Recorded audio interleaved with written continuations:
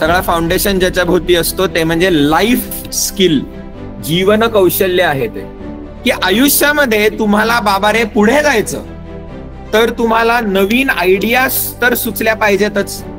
आपण सगळं क्रिएटिव्हिटी मध्ये वगैरे तेच पाहिलं की प्रत्येक क्षेत्रामध्ये आज आपण कोणाला लक्षात ठेवतो, लीडर्स कोण बनतात, जे समाजाला प्रगतीकडे घेऊन जातात, दोज हू लीड प्रोग्रेस. आणि how do you lead progress? By having new ideas. हिंदू मनाला नवीन विचारांनी थ्रेटन्ड वाटत नाही, कारण की आपल्या रक्तामध्ये फार वेदांपासून ते आपल्या संतांनी आणि विवेकानंदांनी आपल्याला शिकवलेलं आहे की जे बदलतं ना ते सरफेस बदलतं. तुम्ही एखाद्या विचाराच्या जेवढ्या खोलामध्ये जाल, डिकन्स्ट्रक्ट करत जाल, तेवढं तुम्हाला दिसून येईल की उलट ती सगळी एकाच भीमधनं जन्माला आलेली अनेक वेगळी वेगळी झाडं आहेत. सर तसंच म्हणतात, मला 2 तास तुम्ही नेहरूंवर भाषण करायला सांगा, त्या 2 तासाच्या अखेरीस तुमच्या पुढच्या 7 पिढ्या काँग्रेसला मत देतील. 15 मिनिटाचा ब्रेक द्या मला, त्याच्यानंतर मी 2 तास सावरकरांबद्दल बोलतो, त्याच्यानंतरच्या तुमच्या 7 पिढ्या मग भाजपला मत देतील. कुठून येते ही ताकद? कारण की सरांनी हिंदुत्व पण वाचलेलं आहे, सरांनी डिस्कव्हरी ऑफ इंडिया पण तितकंच वाचलेलं आहे. आपण अनेक वेळेला एखाद्या गोष्टीवरचं आपलं मत we confuse it with our bias. Democracy does not mean that you have the right to your bias. It means you have the right to your opinion.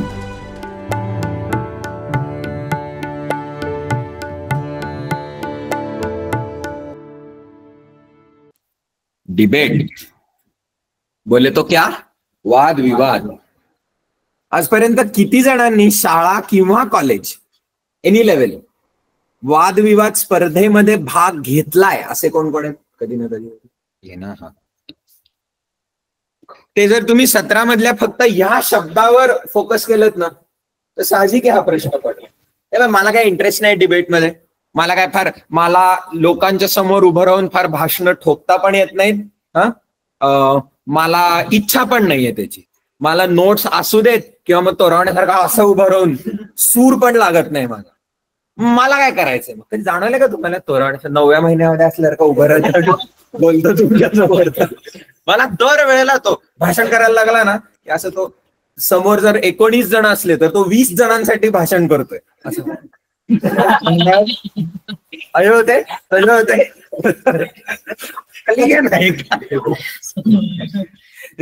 पुढच्या वेळेला बघा हात वर करून विचार, दादा मळमळत नाही ना? बस खाली बस. तुमच्यातल्या कोणाला इच्छा पण नाहीये, जमत पण नाही समजा, किंवा जमतं पण इच्छा नाहीये भाषणं ठोकण्याची आणि वादविवाद स्पर्धांमध्ये भाग करण्याची. ठीक आहे, बरं तुम्हाला जे करिअर चूज करायचंय पुढे, काय लॉयर माझ्यासारखं वकील व्हायचं असलं तर कदाचित तुम्हाला एक डिबेटर चांगला असायला पाहिजे, पॉलिटिक्स मध्ये जायचं असलं तर चांगला असला पाहिजे. पण नाही, या दोन्हीमध्ये इंटरेस्ट नाही तुम्हाला. मेजॉरिटी जण तर तुम्ही सिव्हिल सर्व्हंट सर्व्हिसकडे जाणार आहेत, सो तुम्हाला प्रश्न पडेल की मला काय उपयोग याचा. ओके, म्हणून मी या सत्राचं नाव नुसतं डिबेट ठेवलेलं नाहीये, कारण की डिबेट हे फक्त एक प्रतीक आहे वरचं. तुम्हाला वादविवाद स्पर्धेमध्ये तुमची कुठली कौशल्य तपासली जातात त्याला म्हणतात डिबेट स्किल्स. वादविवाद स्पर्धा जिंकण्यासाठी. ठीक आहे बाबा रे, भरपूर आहेत त्याच्यामध्ये. आजचं आपलं सत्र केवळ तेवढा पुरतं नसणार आहे. तुम्हाला बोलता कसं येतं, तुमची बॉडी लँग्वेज कशी आहे, तुम्हाला तुमचा मुद्दा कसा मांडता येतो, तुम्हाला समोरच्याचा मुद्दा खोडून कसा काढता येतो, 100 प्रकारच्या गोष्टी आहेत. बघू, वेळ मिळेल तसं आपण त्याच्यामध्ये जाणार आहोत. पण त्याच्यातला एक शब्द जो आपल्या विषयाच्या शीर्षकामध्येच आहे तो सर्वात महत्वाचा आहे, दॅट इज पर्सुएशन. पर्सुएशनचं मराठीमध्ये भाषांतर होईल मतपरिवर्तन. ठीक आहे, पर्सुएशन म्हणजे कुठल्या तरी एखाद्या मुद्द्यावर आपण चर्चा करतोय. माझं काहीतरी एक मत आहे, तुझं काहीतरी माझ्या विरुद्ध जाणारं मत आहे, आणि आपल्या चर्चेमधनं मी तुला हे पटवून देतो की माझा पीओव्ही पॉइंट ऑफ व्ह्यू हा बरोबर आहे, आणि म्हणून तू आपल्या चर्चेच्या एंडला तू म्हणतोस की ठीक आहे, आय अग्री विथ यू, मी जो तुझा आधी विरोधक होतो तू आता माझं मतपरिवर्तन करून मला तू तुझ्या बाजूनी आणलेला आहेस. That is it. ओके, तुम्ही जर विचार केला तर हे एक अतिशय मूलभूत फंडामेंटल सगळा फाउंडेशन ज्याच्या भोवती असतो ते म्हणजे लाईफ स्किल, जीवन कौशल्य आहे ते. कारण आपण एका लोकशाही देशामध्ये जगतो. आपल्या पार्लमेंटपासनं मीडियामध्ये सगळे लोकशाही म्हणजे काय, तर आपल्या वैयक्तिक जीवनापासनं ते देशाच्या आर्थिक धोरणांपर्यंत आपण चर्चा करतो ना मुद्द्यांवर, आणि इंडिव्हिज्युअल पासनं समाज मिळून आपण चर्चा करतो, आणि जो त्याचं म्हणणं सर्वात यशस्वीरित्या मांडू शकतो समाज त्याचा ऐकतो. त्याला म्हणतात पर्झुएजन. 12वी नंतर तुमच्या घरी ज्या चर्चा झाल्या होत्या की तुला आता करिअर कुठलं घ्यायचंय, त्याच्यामध्ये जर वाद झालेले असले की आई बाबा म्हणतात काहीतरी इंजिनिअरिंग मेडिकलला जा, पोरग म्हणते की नाही मला BA ला जायचंय कारण मला सिव्हिल सर्व्हिसेस द्यायचे आहेत, मग तिकडे जे खटके उडतात, जे वाद होतात, तिकडे हे कौशल्य महत्वाचं ठरतं की नाही. तुम्ही पुढे उद्या IAS मध्ये गेलात तर आपल्या देशाचे तुम्ही करिअर तुमचं पुढे जसं जाईल, तुम्ही देशाच्या पॉलिसीज ठरवता, विविध विषयांवरची धोरणं. ते पण काय एक वन मॅन शो नसतो, त्याच्यामध्ये एक टीम नेमली जाते, कमिटी कमिशन नेमलं जातं, आणि मग त्या कमिटीमधले जे देशाच्या प्रश्नांवर ज्या आयडिया सुचवतात त्या कमिशनला पटतात, सरकारला पटतात, सरकार त्या स्वीकारतं. ओके, तुम्ही दुसरं तिसरं सगळं सोडा, तुम्हाला उद्या एखाद्या जॉब इंटरव्ह्यू साठी जायचं असलं, UPSCचा इंटरव्ह्यू किंवा मग प्रायव्हेट सेक्टरमध्ये कुठेही तुम्हाला नोकरी ठेवायवर घ्यायचं, तर शेवटी त्या माणसाला समोर बोलवून एक थोडा वेळ तरी इंटरव्ह्यू चालतो. अख्खा इंटरव्ह्यू हा तुमच्या डिबेटिंग स्किल्स किंवा पर्सुएजन याच्यावर असतो. कारण तुम्हाला समोरच्या व्यक्तीला का पटवून द्यायचंय की बाबा रे, तुम्हाला तुमच्या संघटनेला ज्या प्रकारचा माणूस पाहिजे तो मी आहे, अनेक कॅन्डिडेट्स पैकी मला का निवडा, हे समोरच्याचं तुम्हाला मतपरिवर्तन करून द्यायचं. त्यामुळे डिबेटवर फोकस नका करू, पर्झुएजनवर फोकस करा. ओके, की तुमचं मत तुम्ही समोरच्याला कसं पटवून देऊ शकता, अशा काय टेक्निक्स आहेत की ज्याच्यानी तुम्ही जर तुमचं मत मांडलं तर समोरचा म्हणेल हा भाई बात में दम है. ओके, आता हे महत्वाचं काय ना, याचं मला तुम्हाला आत्ताच्या उदाहरणामध्ये एक बेस्ट एक्झाम्पल सांगायला वाटतं. सदाशिव पेठेवर हे सत्र माझं OMPच्या आधी झालं, तुमच्यावर OMPच्या नंतर होत आहे, त्यामुळे हा पुढचा मुद्दा तर तुम्हाला जास्ती हिट झाला पाहिजे. ओके, तुम्हाला आता OMP मध्ये तर माहिती आहे सगळं की लीडरला बोलावलं, सागरदादांनी लीडरला ऍक्टिव्हिटीचं ब्रीफिंग दिलं, आणि मग लीडरनी टीम पाशी येऊन ती ऍक्टिव्हिटी त्यांनी टीमला समजावली. ठीक आहे, हे कशासाठी असतं झालंय तुम्हाला मी सांगून, कारण की जग तसं चालतं. टॉप लेव्हलला ज्या ऑर्डर्स ठरतात त्या अशा फिल्टर डाऊन होत येतात खाली, त्याच्यामध्ये अनेक वेळेला गंडत असतो आपण. ठीक आहे, पण त्याच्यानंतर मी प्रत्येक टीम मध्ये हे ऑब्झर्व करतो, ह्या वर्षी पण केलं.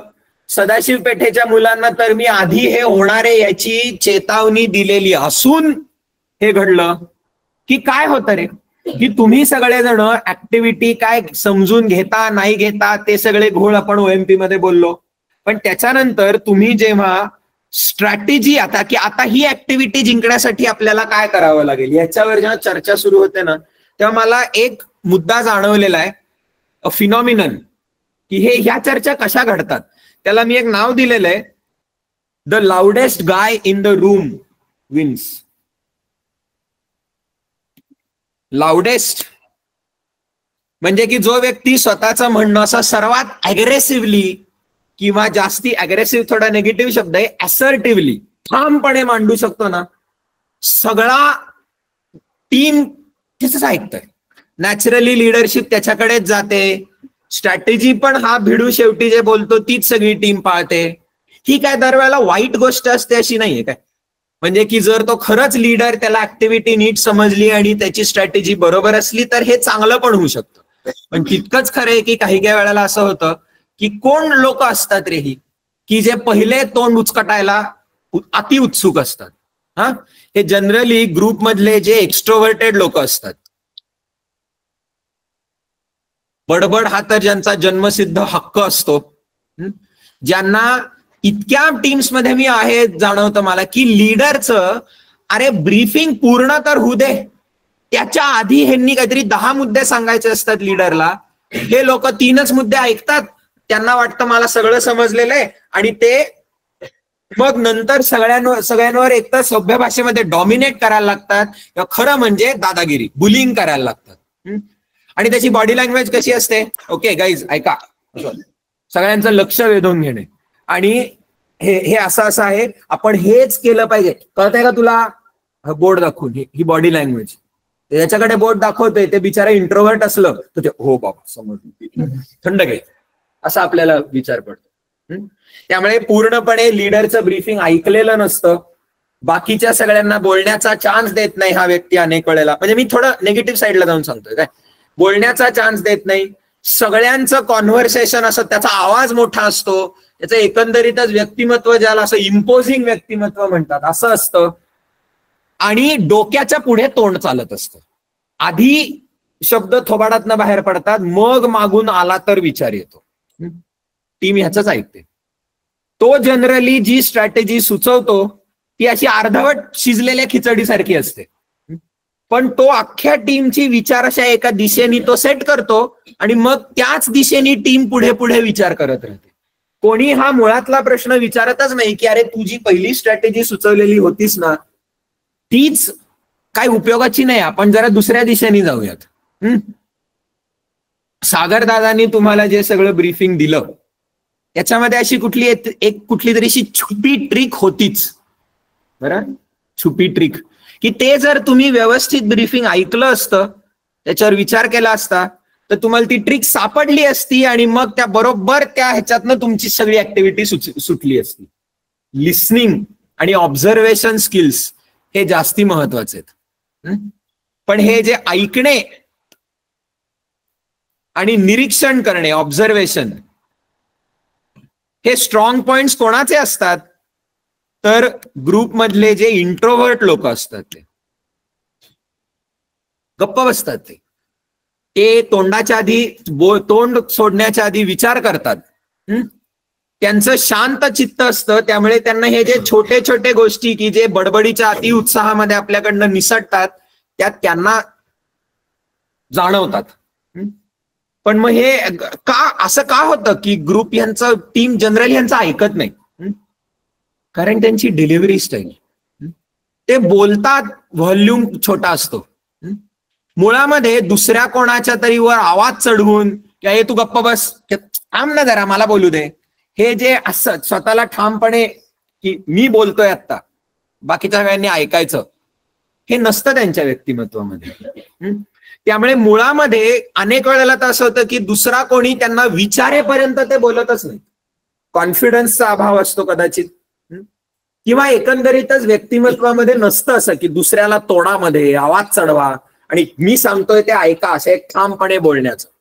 त्यांना टीम कोणी अनेक वेळेला विचारतच नाही. असा लिटरली टीम जेव्हा सर्कलमध्ये बसलेली असते ना, ते चर्चा करत करत असे मुलं सगळे शिफ्ट होत असतात जागच्या जागी. ओके, या गालावरनं त्या गालावर असं करत करत हळूहळू ते सर्कल राहत नाही. पण ही जी इंट्रोव्हर्ट मुलं असतात ती हळूहळू असे त्या वर्तुळाच्या बाहेरच्या बाजूलाच ढकलली जातात. अक्षरशः येतं की असं आतलं एक वर्तुळ असतं आणि 2 जणांच्या मागे बसलेला एक तो इंट्रोव्हर्ट, तो फक्त बघत असतो सगळं.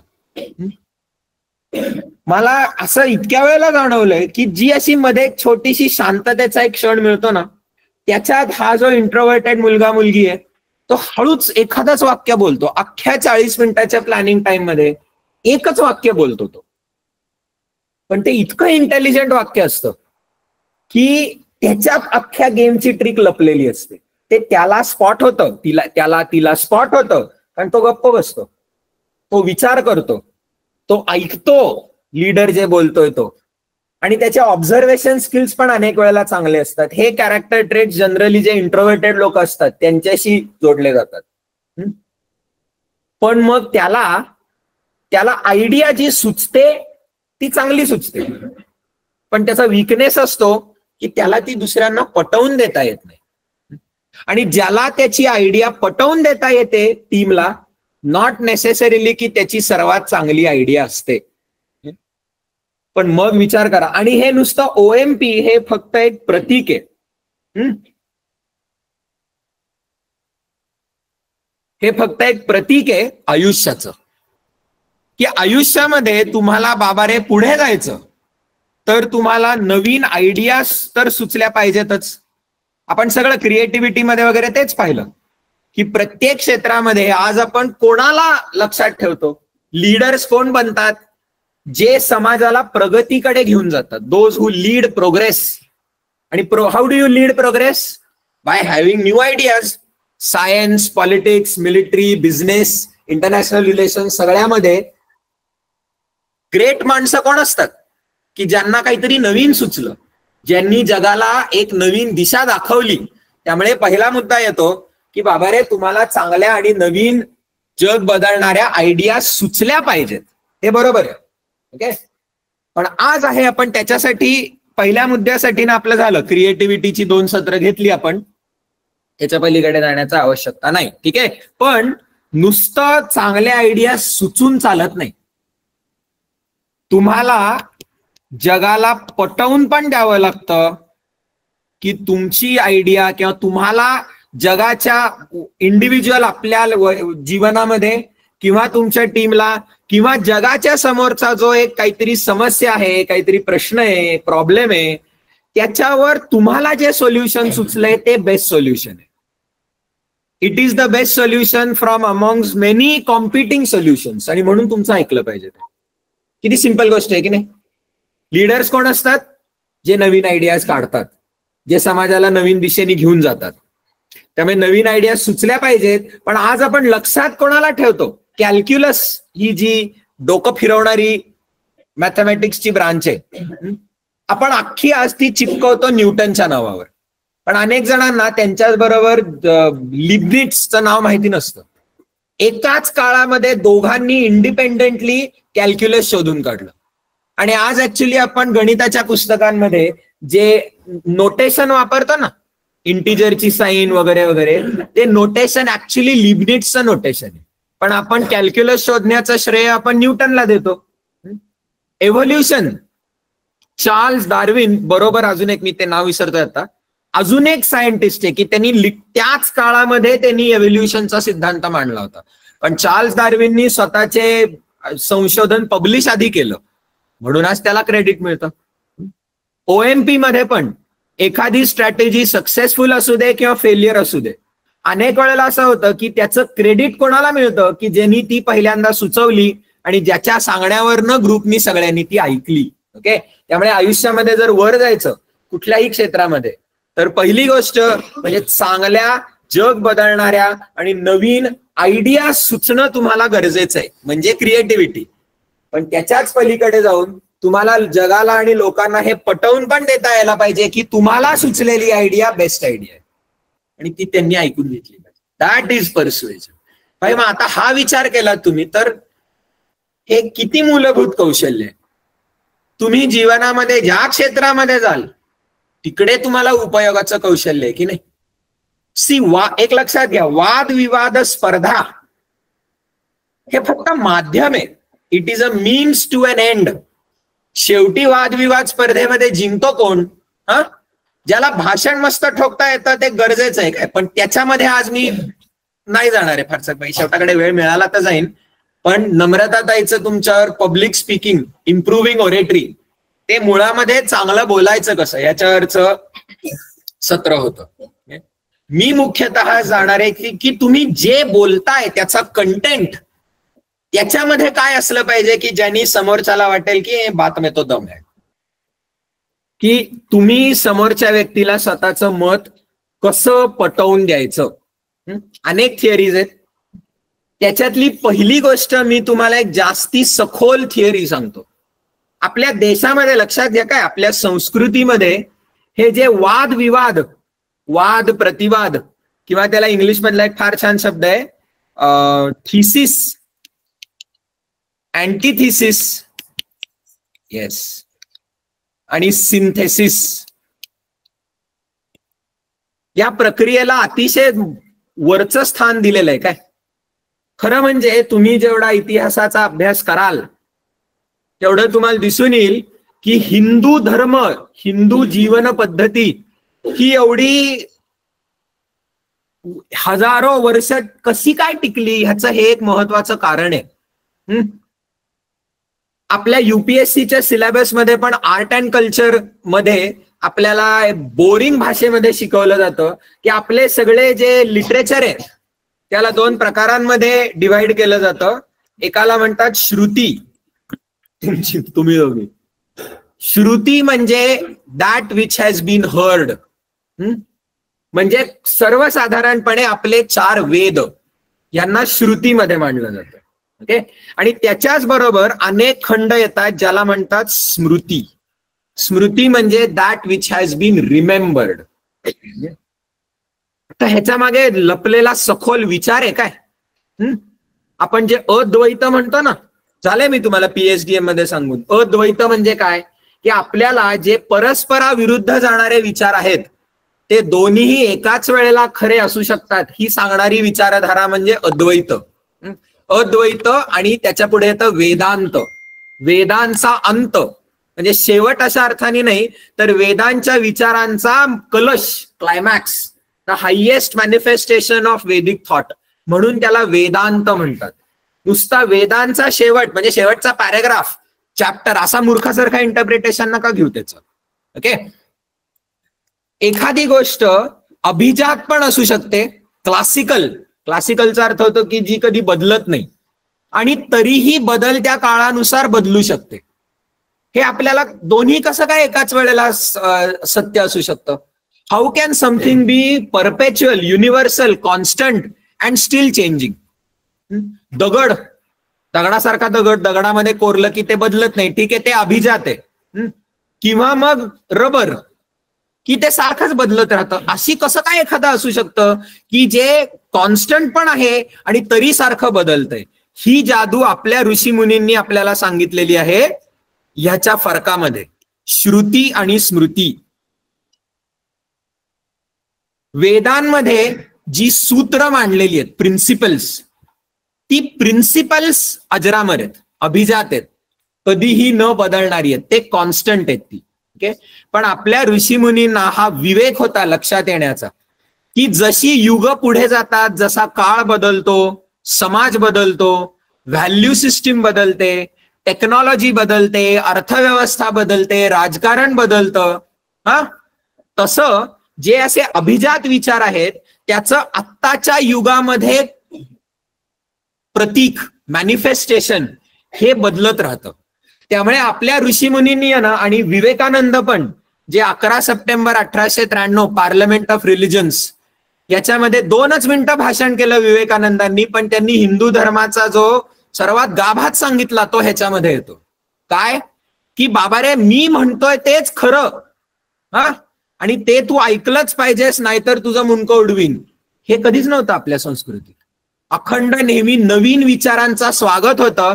हिंदू मनाला नवीन विचारांनी थ्रेटंड वाटत नाही, कारण की आपल्या रक्तामध्ये फार वेदांपासून ते आपल्या संतांनी आणि विवेकानंदांनी आपल्याला शिकवलेलं आहे की जे बदलतं ना ते सरफेस बदलतो.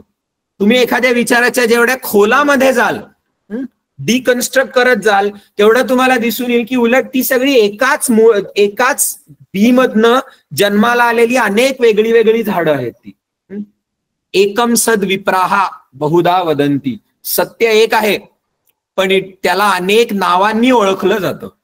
तुझे माझे शब्दरचना वेगळ्या आहेत, तुझ्या माझ्या गोष्टी वेगळ्या आहेत, तुझी माझी उदाहरणं वेगळी आहेत, पण त्याच्या मागचा विचार हा समानच आहे आपला. तो हा फरक आहे. वेदांमध्ये जे मांडलेलं आहे ते अभिजात आहे, ते अजरामर आहे, ते कधी सर्वस्वासाठी लागू असणारी ती सूत्र आहेत. पण मग आपल्या ऋषीमुनींनी प्रत्येक पिढीला ही जबाबदारी दिली की तुमचा काळ वेळ लक्षात घेता तुम्ही दर पिढीनी, दर काही काळानी तुम्ही ती रिइंटरप्रिट केली पाहिजेत. तुमच्या काळासाठी ती कशी लागू होतात, त्या म्हणजे स्मृती. आणि आज खरं म्हणजे आपण अर्थशास्त्र, चाणक्याचं अर्थशास्त्र हे स्मृती लिटरेचरमध्ये येतं. नंतर त्याचं नाव खराब झालं, पण मुळामध्ये मनुस्मृती, मनुनी वेदांच्या विचारांवर आधारित केलेला जो हिंदू कायदा वगैरे मांडलं ते मनुस्मृती. दुसरं एक होतं याज्ञवल्क स्मृती. आपल्या इतिहासामध्ये अनेक अशा स्मृती पडलेल्या आहेत, प्रत्येकाच्या नावामध्ये ते स्मृती येतं. कारण प्रत्येक जण मी कशावर आधारित आहे तर वेदांवरच आधारित आहे, पण मी या युगासाठी वैदिक विचार कसा लागू होतो हे मी सांगतोय, असा त्याच्या मागचा विचार आहे. पण मग या स्मृती बनायच्या कशा रे? स्मृती बनण्याची प्रोसेस म्हणजे डिबेट. आपल्या संस्कृतीमध्ये पार काशी विश्वनाथामध्ये किंवा शंकराचार्यांनी हजारो वर्ष अजूनही ती चालू आहेत काय. जे साई दीपकचं एक फार फेमस भाषण आहे की आपल्याही हिंदू विचार जिवंत ठेवायला, डेव्हलप करायला, अपडेट करायला आजही भारताच्या धर्मस्थळांमध्ये दरवर्षी वादविवाद स्पर्धा होतात की ज्याच्यावरनं फिलॉसॉफर्स, गुरु, ऋषी हे सगळे भारत भरून येतात आणि तिकडे स्वतःचे विचार मांडतात. आणि मग तिथे काय समोरच्याला हरवणं हा उद्देश नसतो. एक जण काहीतरी एक विचार मांडतो, त्याला म्हणतात थिसिस. दुसरा कोणीतरी त्याच्या विरुद्ध जाणारा विचार मांडतो, अँटीथिसिस. आणि शेवटी कोणीतरी हा जिंकला हा हरला, म्हणजे ह्याचं 100% बरोबर, याचं 0% बरोबर, 100% चूक. ह्या जो ब्लॅक अँड व्हाईट विचार आहे, आपल्या देशामधल्या या वादविवाद काशी शंकराचार्यांची जी व्हायची अजूनही होते. फक्त जे साई दीपक म्हणतो की आपल्याला ती माहिती नसते कारण की ती युट्यूबवर टेलिकास्ट केली जात नाही. हे ऍक्च्युअल जे साई दीपकचं वाक्य आहे. होतात अजूनही.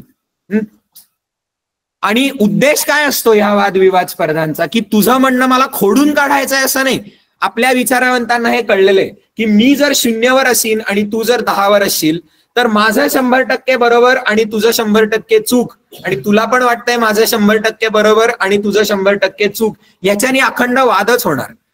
त्या वादाचं रूपांतर हिंसाचारामध्ये होणार आणि मग शेवटी जो ज्याचा गळा कापेल तो त्या जिवंत माणसाचा विचार जगला. पण ह्याच्यानी विचार समृद्ध होत नाही. त्यामुळे मी 0वर आहे तू 10वर आहेस, मी 5वर येतो तू 5वर ये. तुझ्या आणि माझ्या विचारांच्या मिश्रणाने एक कुठला तरी तिसराच आणि जास्ती सर्वसमावेशक, जास्ती प्रगल्भ विचार जन्माला येतो. That is synthesis. दोन विरुद्ध विचारांचं मिश्रण होऊन जे नवीन जन्माला येतं दॅट इज सिंथेसिस. आपल्या गुरुकुल परंपरेमध्ये, म्हणूनच आपल्या गुरुकुल परंपरेमध्ये आपल्या ऋषी मुनींना हे एक अतिशय महत्वाचं कौशल्य शिकवलं जायचं की तुमचं म्हणणं यशस्वीरित्या कसं मांडायचं, कशा पद्धतीने मांडायचं की जे ते समोरच्याला पटेल. अर्थात दुर्दैवानी हजारो वर्षांच्या पराभवामुळे आपणच विसरलो की आपली ताकद काय होती. ती फक्त हजारो वर्षांच्या पूर्वी मुळामध्ये जो विचार आपल्या ऋषी मुनींनी मांडला तो गेला तिकडे ग्रीसमध्ये. ग्रीसमधला अगेन त्याच्या पद्धतीने पण तो एक ग्रेट विचारवंत आहे, अरिस्टॉटल. अरिस्टॉटलनी भारतीय विचाराचा अभ्यास करून त्यांनी मांडलं की तुम्हाला जर समोरच्याचं मतपरिवर्तन करायचं असेल तर तुम्ही ज्या प्रकारे मुद्दा मांडताय, म्हणजे मग ते भाषण असेल किंवा मग तुम्ही लिखित काहीतरी असेल किंवा ग्रुप डिस्कशन आजच्या भाषेमध्ये असेल, तुम्ही ज्या प्रकारे तुमचा मुद्दा मांडताय त्याच्यामध्ये अरिस्टॉटल म्हणतो 3 गोष्टी पाहिजेत. त्याला त्यांनी ग्रीक नावं दिली, इथॉस, पॅथॉस आणि लोगॉस. मी लिहितो पण त्याच्या आधी लक्षात घ्या की हे आपल्या ऋषी मुनींना आधी कळलेलं होतं. ही आपली परंपरा आहे. तुम्ही युट्यूबवर व्हिडिओज बघाल तुम्हाला अरिस्टॉटलला त्याचं श्रेय दिलेलं दिसेल. पण सखोल विचार तो आपला आहे. ते शब्द कितीही काही म्हणलं तरी पाश्चात्य जग आज डॉमिनेट करतं. त्यांचे विचार बिझनेस शाळांमध्ये शिकवले जातात. त्यामुळे मार्केटिंग, MBA मार्केटिंग मध्ये शेवटी हे जे मी तुम्हाला सांगतोय ना परसुएजन, याचा शास्त्र शुद्ध अभ्यास कुठे केला जातो तर बाबा रे MBA मार्केटिंग आणि कंपन्यांचं जे मार्केटिंग डिपार्टमेंट असतं ना त्याच्यामध्ये केला जातो. का केला जातो? कारण मार्केटिंग म्हणजे काय आहे शेवटी ते परसुएजन आहे ना. प्रत्येक कंपनीला कॉम्पिटिटरचे प्रोडक्ट्स बाजूला ठेवून माझा प्रोडक्ट कस्टमरनी निवडावं हेच तर पटवून द्यायचंय. आणि मग टीव्हीवरच्या जाहिराती वगैरे यांचा मुळात उद्देश हा असतो, बरोबर की नाही. म्हणून ते माणसाच्या सायकोलॉजीचा विचार करतात. एखाद्या गोष्टीबद्दलची आपली ओपिनियन्स, आपली मतं बनतात कशी, आणि म्हणून मग ती बदलता कशी येतात. आणि म्हणून ते मागे मागे जात, त्यांची गाडी थांबते कुठे, अरिस्टॉटल आणि हे जे 3 मुद्दे आहेत त्याच्यापाशी. पण मी सुरुवातच तुम्हाला हे सांगून केली की आपली गाडी त्याच्यापेक्षाही खोल गेली पाहिजे, कारण की जो फाउंडेशनचा मुळात मुद्दा आहे, वेस्टर्न मॅनेजमेंट आणि सायकोलॉजी पण शिकायचंय आपल्याला, पण त्या नादामध्ये आपलं मूळ विसरायचं नाही. ही आपली जगाला असलेली कॉन्ट्रीब्युशन आहे, ते लक्षात ठेवा. पण आज जग तरी जे 3 शब्द ओळखतं ते म्हणजे काय, इथॉस. त्याचा आज इंग्लिशमध्ये भाषांतर होईल एथिक, किंवा जरा सोपा शब्द आहे क्रेडिबिलिटी. दुसरं येतं पॅथॉस, म्हणजे त्याचा आज इंग्लिश मधला शब्द येतो एम्पथी. पॅथॉस वरनं एम्पथी, किंवा त्याला सोपं लक्षात ठेवू शकतो आपण emotional connection. Emotional connection. Okay. आणि तिसरं येतं लोगॉस, म्हणजे इंग्लिशमध्ये हे 3 ग्रीक शब्द आहेत, त्याचं इंग्लिश आज होतं लॉजिक. लॉजिक म्हणजे डेटा. लॉजिक म्हणजे डेटा. तुम्ही ज्या प्रकारे तुमचं मत समोरच्याकडे मांडताय, ठीक आहे, त्याच्यामध्ये या 3ही गोष्टी असल्या पाहिजेत. कुठलीही एक कमी झाली तर समोरचा तुमच्यावर विश्वास ठेवणार नाहीये, तुम्ही जे म्हणताय ते. ठीक आहे. मी क्रेडिबिलिटीकडे येतो आधी, पण हा सिक्वेन्स लक्षात ठेवा. काय मी असं म्हणजे हे तुम्ही ना वरती खालती करून चालणार नाही. पहिले you have to establish credibility. भाई तू कोण आणि मी का ऐकलं पाहिजे तुझं, तुझी लायकी काय, हे सिद्ध करणे. दुसरं येतं समोरच्या बरोबर तुमचं ये हृदय से वो हृदय झालं पाहिजे. कारण की सायकोलॉजी पण म्हणते की आपण एखाद्या गोष्टीबद्दलचं आपलं मत कसं बनवतो, हेड अँड हार्ट दोन्हीच्या कॉम्बिनेशननी. लॉजिकली आपल्याला तो विचार पटतो, ती तिसरी गोष्ट येते, पण हे नंतर येतं. आधी एखादा कुठला तरी विचार आपल्या हृदयाला भिडतो आणि मग आपण डोकं वापरून त्या विचाराचा अभ्यास करतो आणि आपल्याला साक्षी पुरावे मिळतात. त्यामुळे आधी तुम्हाला इमोशनल कनेक्ट आणता आला पाहिजे, आणि मग तिसरी गोष्ट येते म्हणजे तुम्हाला स्टॅटिस्टिक्स, एव्हिडन्स, लॉजिक आणि आकडेवारी मांडता यायला पाहिजे. आपल्या शाळेतल्या आणि कॉलेजमधल्या वादविवाद स्पर्धा डोळ्यासमोर आणा. पहिली गोष्ट आपण सर्वात चूक काय करतो की वादविवाद स्पर्धांपासनं ते इंटरव्ह्यू पर्यंत किंवा इव्हन ग्रुप डिस्कशन्स आणि OMPच्या स्ट्रॅटेजी प्लॅनिंग मध्ये ना, आपण तुम्हाला जी आयडिया सुचली आहे किंवा तुमचं जे मत आहे ना, ते फक्त लॉजिकली कसं परफेक्ट आहे एवढंच पटवून देतो. आपल्याला ही अपेक्षा असते की आपलं म्हणणं समोरच्याच्या डोक्याला भिडलं तर तो माझ्या बाजूचा बनेल. ठीक आहे. पण अनेक वेळेला आपला फ्रस्ट्रेशन आणि चिडचिड कशावरनं होते की समोरच्या व्यक्तीला आहे ना तुमच्या आर्ग्युमेंटमध्ये काहीतरी भोकं नाही पाडतायत, फ्लॉ नाही दाखवून देत आहेत, पण तरी तो तुमचा ऐकायला तयार नसतो. होता ना प्रत्येकाचं आहे. आई वडिलांशी बोलताना पण झालं असेल की तुम्ही काहीतरी बेंबीच्या देठापासनं सांगताय आणि आई वडील त्यांना तुम्ही जे म्हणताय ना ते खोडून नाही काढता येते, पण तरी ऐकायला तयार नाही. आणि म्हणून मग शेवटी काय येतं की ते तुझा बाप आहे मी सांगतोय म्हणून, म्हणजे वय काढायचं, तुला लहानाचा मोठा केलाय हेच शिकवलं का मी तुला. आणि मग काय बाबा रे, ते पॉवर इक्वेशन आहे, त्यांच्याकडे सगळी सत्ता आहे, लोकशाही कुठे येते, त्यामुळे धुसफूस करत पण आपल्याला ऐकावं लागतं. OMP मध्ये पण हे होतं की अरे माझी आयडिया बेस्ट आहे, पण नाही अख्खी टीम म्हणते नाही ते नको, आता आपण हेच करूयात. आणि आपली चिडचिड होते की अरे डोकी गुडघ्यात आहेत का रे तुमची, कळत नाहीये का तुम्हाला. पण ती चूक त्यांची नाही, ती चूक तुमची आहे. कारण तुमचं म्हणणं हे फक्त जर समोरच्याच्या डोक्यापर्यंत पोहोचत असेल, हृदयापर्यंत नसेल, तर नाही तो 99% वेळेला तो नाही तुमच्या बाजूचा होणार आहे, तो शत्रूच राहणार आहे तुमचा, तो मित्र नाही होणार आहे तुमचा. याचं एक तुम्हाला सुंदर उदाहरण सांगतो. मी शाळेमध्ये कसलेला डिबेटर होतो काय, शाळेमध्ये कॉलेजमध्ये आमच्या कॉलेजमध्ये लॉ कॉलेजमध्ये एक मूट कोर्ट नावाचा प्रकार असतो. ठीक आहे, त्या मूट शब्दांनी गडबडून जाऊ नका. ते म्हणजे मॉक कोर्ट असतो. हे स्पर्धा असतात, त्या डिबेट स्पर्धा सारख्याच, फक्त कोर्टामध्ये असल्यासारख्या. सगळ्यामध्ये मी शाळा कॉलेज सगळ्यांच्यासाठी मी बक्षिसं आणलेली आहेत. आणि एक ते काय धर्माधिकारी रक्त नसांमध्ये असल्यामुळे भाषणं ठोकण्याचं एक नॅचरल टॅलेंट मिळालेलं होतं. त्यामुळे आणायचो मी बक्षिसं शाळेसाठी वगैरे आणायचो. पण मला एक वादविवाद स्पर्धा अतिशय आठवते की ज्याच्यामध्ये मला पहिलं बक्षीस मिळालं बेस्ट स्पीकरचं, आणि अर्थात आमची टीम पण जिंकली ती स्पर्धा. पण मला बॉटम लाईन लक्षात राहतं ते, मला त्याची मी तयारी करत असताना बाबांनी मला एकच सल्ला दिला होता फक्त, की तुझ्या भाषणामध्ये ना एक फक्त बदल कर. नाही तर बाबा हे कधीच करायचं नाही काय, जे तुम्हाला सर शिकवतात ना की स्पून फिडिंग नाही करणार मी.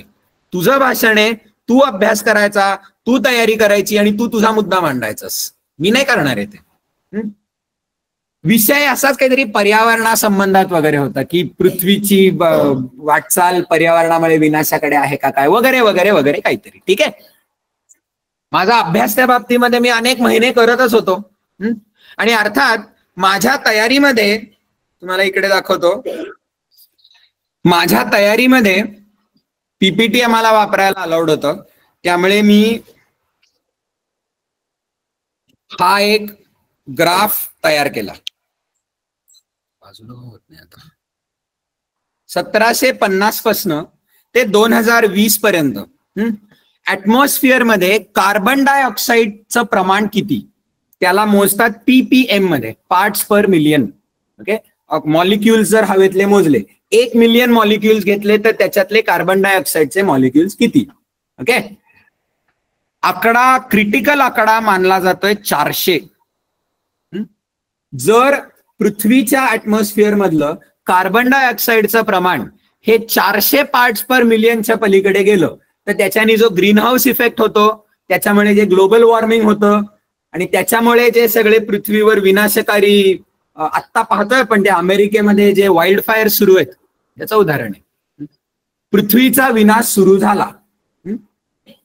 आपल्या आयुष्यातली ही बातमी आहे 2018-19 वगैरे, की आता झालं 400 ची लिमिट क्रॉस झालेली, जवळ येत चाललोय आपण ऑलमोस्ट. इकडे नाही, इथे 400 तर क्रॉस झालंच. ओके, आणि माझ्या भाषणाची सगळी सुरुवात हा ग्राफ समोर ठेवून मुलांना असं जगाचं ऍव्हरेज तापमान हे औद्योगिक क्रांतीच्या पेक्षा 1.5 डिग्री सेल्सिअसनी वर चाललेलं आहे पोरांनो, असं मी एकदम जीवाच्या आकांताने बोलत होतो. पर्यावरणामधले कार्बन डायऑक्साईडचं प्रमाण 400 पार्ट्स पर मिलियनचा क्रॉस करेल म्हणजे 2008-9 मध्ये. ठीक आहे, तुमचे चेहरे जसे मख्ख आणि बरमग अशा प्रकारचे आहेत ना, तसेच ऑडियन्सचे राहणार होते. कारण की ते आकडे भिडत नाहीत रे, आकडे डोक्याला भिडतात. पण त्याच्यानी काय नासधूस होणार आहे आणि त्याचा माझ्या वैयक्तिक जीवनावर कसा प्रमाण होणार आहे, हृदयाची चीज आहे. सो बाबांनी मला सांगितलं की तुझं सगळं जे भाषण आहे ना ते तसंच ठेव, फक्त सुरुवातीला हा एक फोटो ऍड कर. अतिशय असतात भयानक ती, पण दिसायला गोंडस हे एक आहे पोलार बेअर, म्हणजे अंटार्क्टिक मध्ये सापडतं आणि त्याचं बछड. 30 सेकंदाची एक छोटीशी व्हिडिओ मी दाखवली फक्त, की जगाचं तापमान वाढतंय त्याच्यामुळे अंटार्क्टिक आणि आर्क्टिक मधली जी आईसबर्ग आहेत ते वितळतायत आणि त्याच्यामुळे तिकडे जे इकोसिस्टम डिस्ट्रक्शन होणारे वगैरे सगळं. पण ती 30 सेकंदाची व्हिडिओ काय आहे, याचा अंटार्क्टिक मधनं एक आईसबर्ग पाण्यामध्ये तरंगत येतोय, त्याच्यावर एक मादा आणि त्यांचं बछड अडकलेलं आहे. त्यांना दूरदूरपर्यंत कुठे जाताच येत नाहीये कारण की सगळीकडे पाणीच पाणी आहे. आणि शेवटी त्या फिल्मच्या शेवटाकडे त्याला अन्न मिळत नाहीये, त्यामुळे त्याच्या बरगड्या आणि हाडं दिसत आहेत, केस गळायला लागलेले आहेत, अशा प्रकारची एक अतिशय किळस आणणारी व्हिडिओ आहे. त्यामुळे एवढी फक्त मी नंतर पोरांना ती इमेज दाखवली आणि समोर मला ऑडियन्स मध्ये फरक जाणवला तो, असे हे जे एक्सप्रेशन, दिस शोज इमोशन. डेटा किंवा ग्राफ ती भावना नाही आणत कधी तुमच्या समोर. त्यामुळे तुम्ही जेव्हा तुमचं म्हणणं समोरच्याला पटवायला जाताय तेव्हा पहिलं तुमचं म्हणणं हृदयाला भिडलं पाहिजे मग डोक्याला भिडलं पाहिजे. हा सिक्वेन्स आपण अनेक वेळेला विसरतो. Emotional connect comes first, then comes the logic.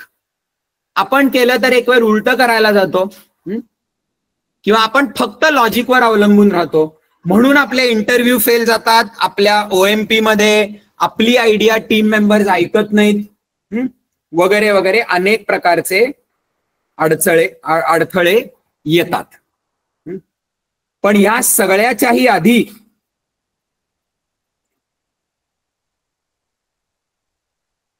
आपल्याला सुरुवात करायची असते ती इथॉसनी. इथॉस म्हणजे क्रेडिबिलिटी. हा कोण आहे, तुझी काय लायकी. आज आपण सोशल मीडियाच्या जगामध्ये जगतो, त्यामुळे कोणालाही ट्विटरवर जाऊन काही तोंडाचं तोंड सोडता येतं, पचकता येतं. लाईक मराठीमधली फार छान म्हण आहे, उचलली जीभ आणि लावली टाळ्याला. म्हणजे विचार न करता काहीही पचकणं, हे तर आजकाल माझा जन्मसिद्ध अधिकार बनलेला आहे. आणि आपण ज्या इन्फॉर्मेशनच्या काळामध्ये जगतोय, आपल्याला चारही बाजूंनी परस्पराविरुद्ध जाणारी माहिती येऊन कोसळत असते, आणि अतिशय नॅचरल आपलं फिलिंग असतं कन्फ्युजन. कोणावर विश्वास ठेवू, कोणावर ठेवू नको. तुम्हाला पण अनेक वेळेला झालं असेल, करिअर निवडताना एका माणसाला जाऊन भेटलो, तो म्हणेल की नाही, अजूनही तुला जर स्कोप हवा असेल तर इंजिनिअरिंगलाच गेला पाहिजेस. दुसऱ्या कुठल्या तरी माणसाला भेटलो, तो म्हणतो अरे सुशिक्षित बेरोजगारीचं सर्वात जास्ती प्रमाण तर इंजिनिअरिंग मध्येच आहे. तिसरा कोणीतरी चाणक्यामध्ये येऊन आपल्याला जेव्हा म्हणतो की तुझं मन रमतं का इंजिनिअरिंग मध्ये. तू जेव्हा एखाद्या विषयाचं पुस्तक उचलतोस आणि वेळेचं भान हरवतं का. परीक्षेच्या पलीकडे जाऊन तुझ्या आनंदासाठी तू ती पुस्तक वाचत बसतोस का. तुला सहजपणे, बाकीच्या सगळ्यांना ज्याच्यावर डोकं आपटावं लागतं ते तुला सहजपणे उचलता येतं का, आणि जास्ती वेळ लक्षात राहतं का. ते तुझं क्षेत्र.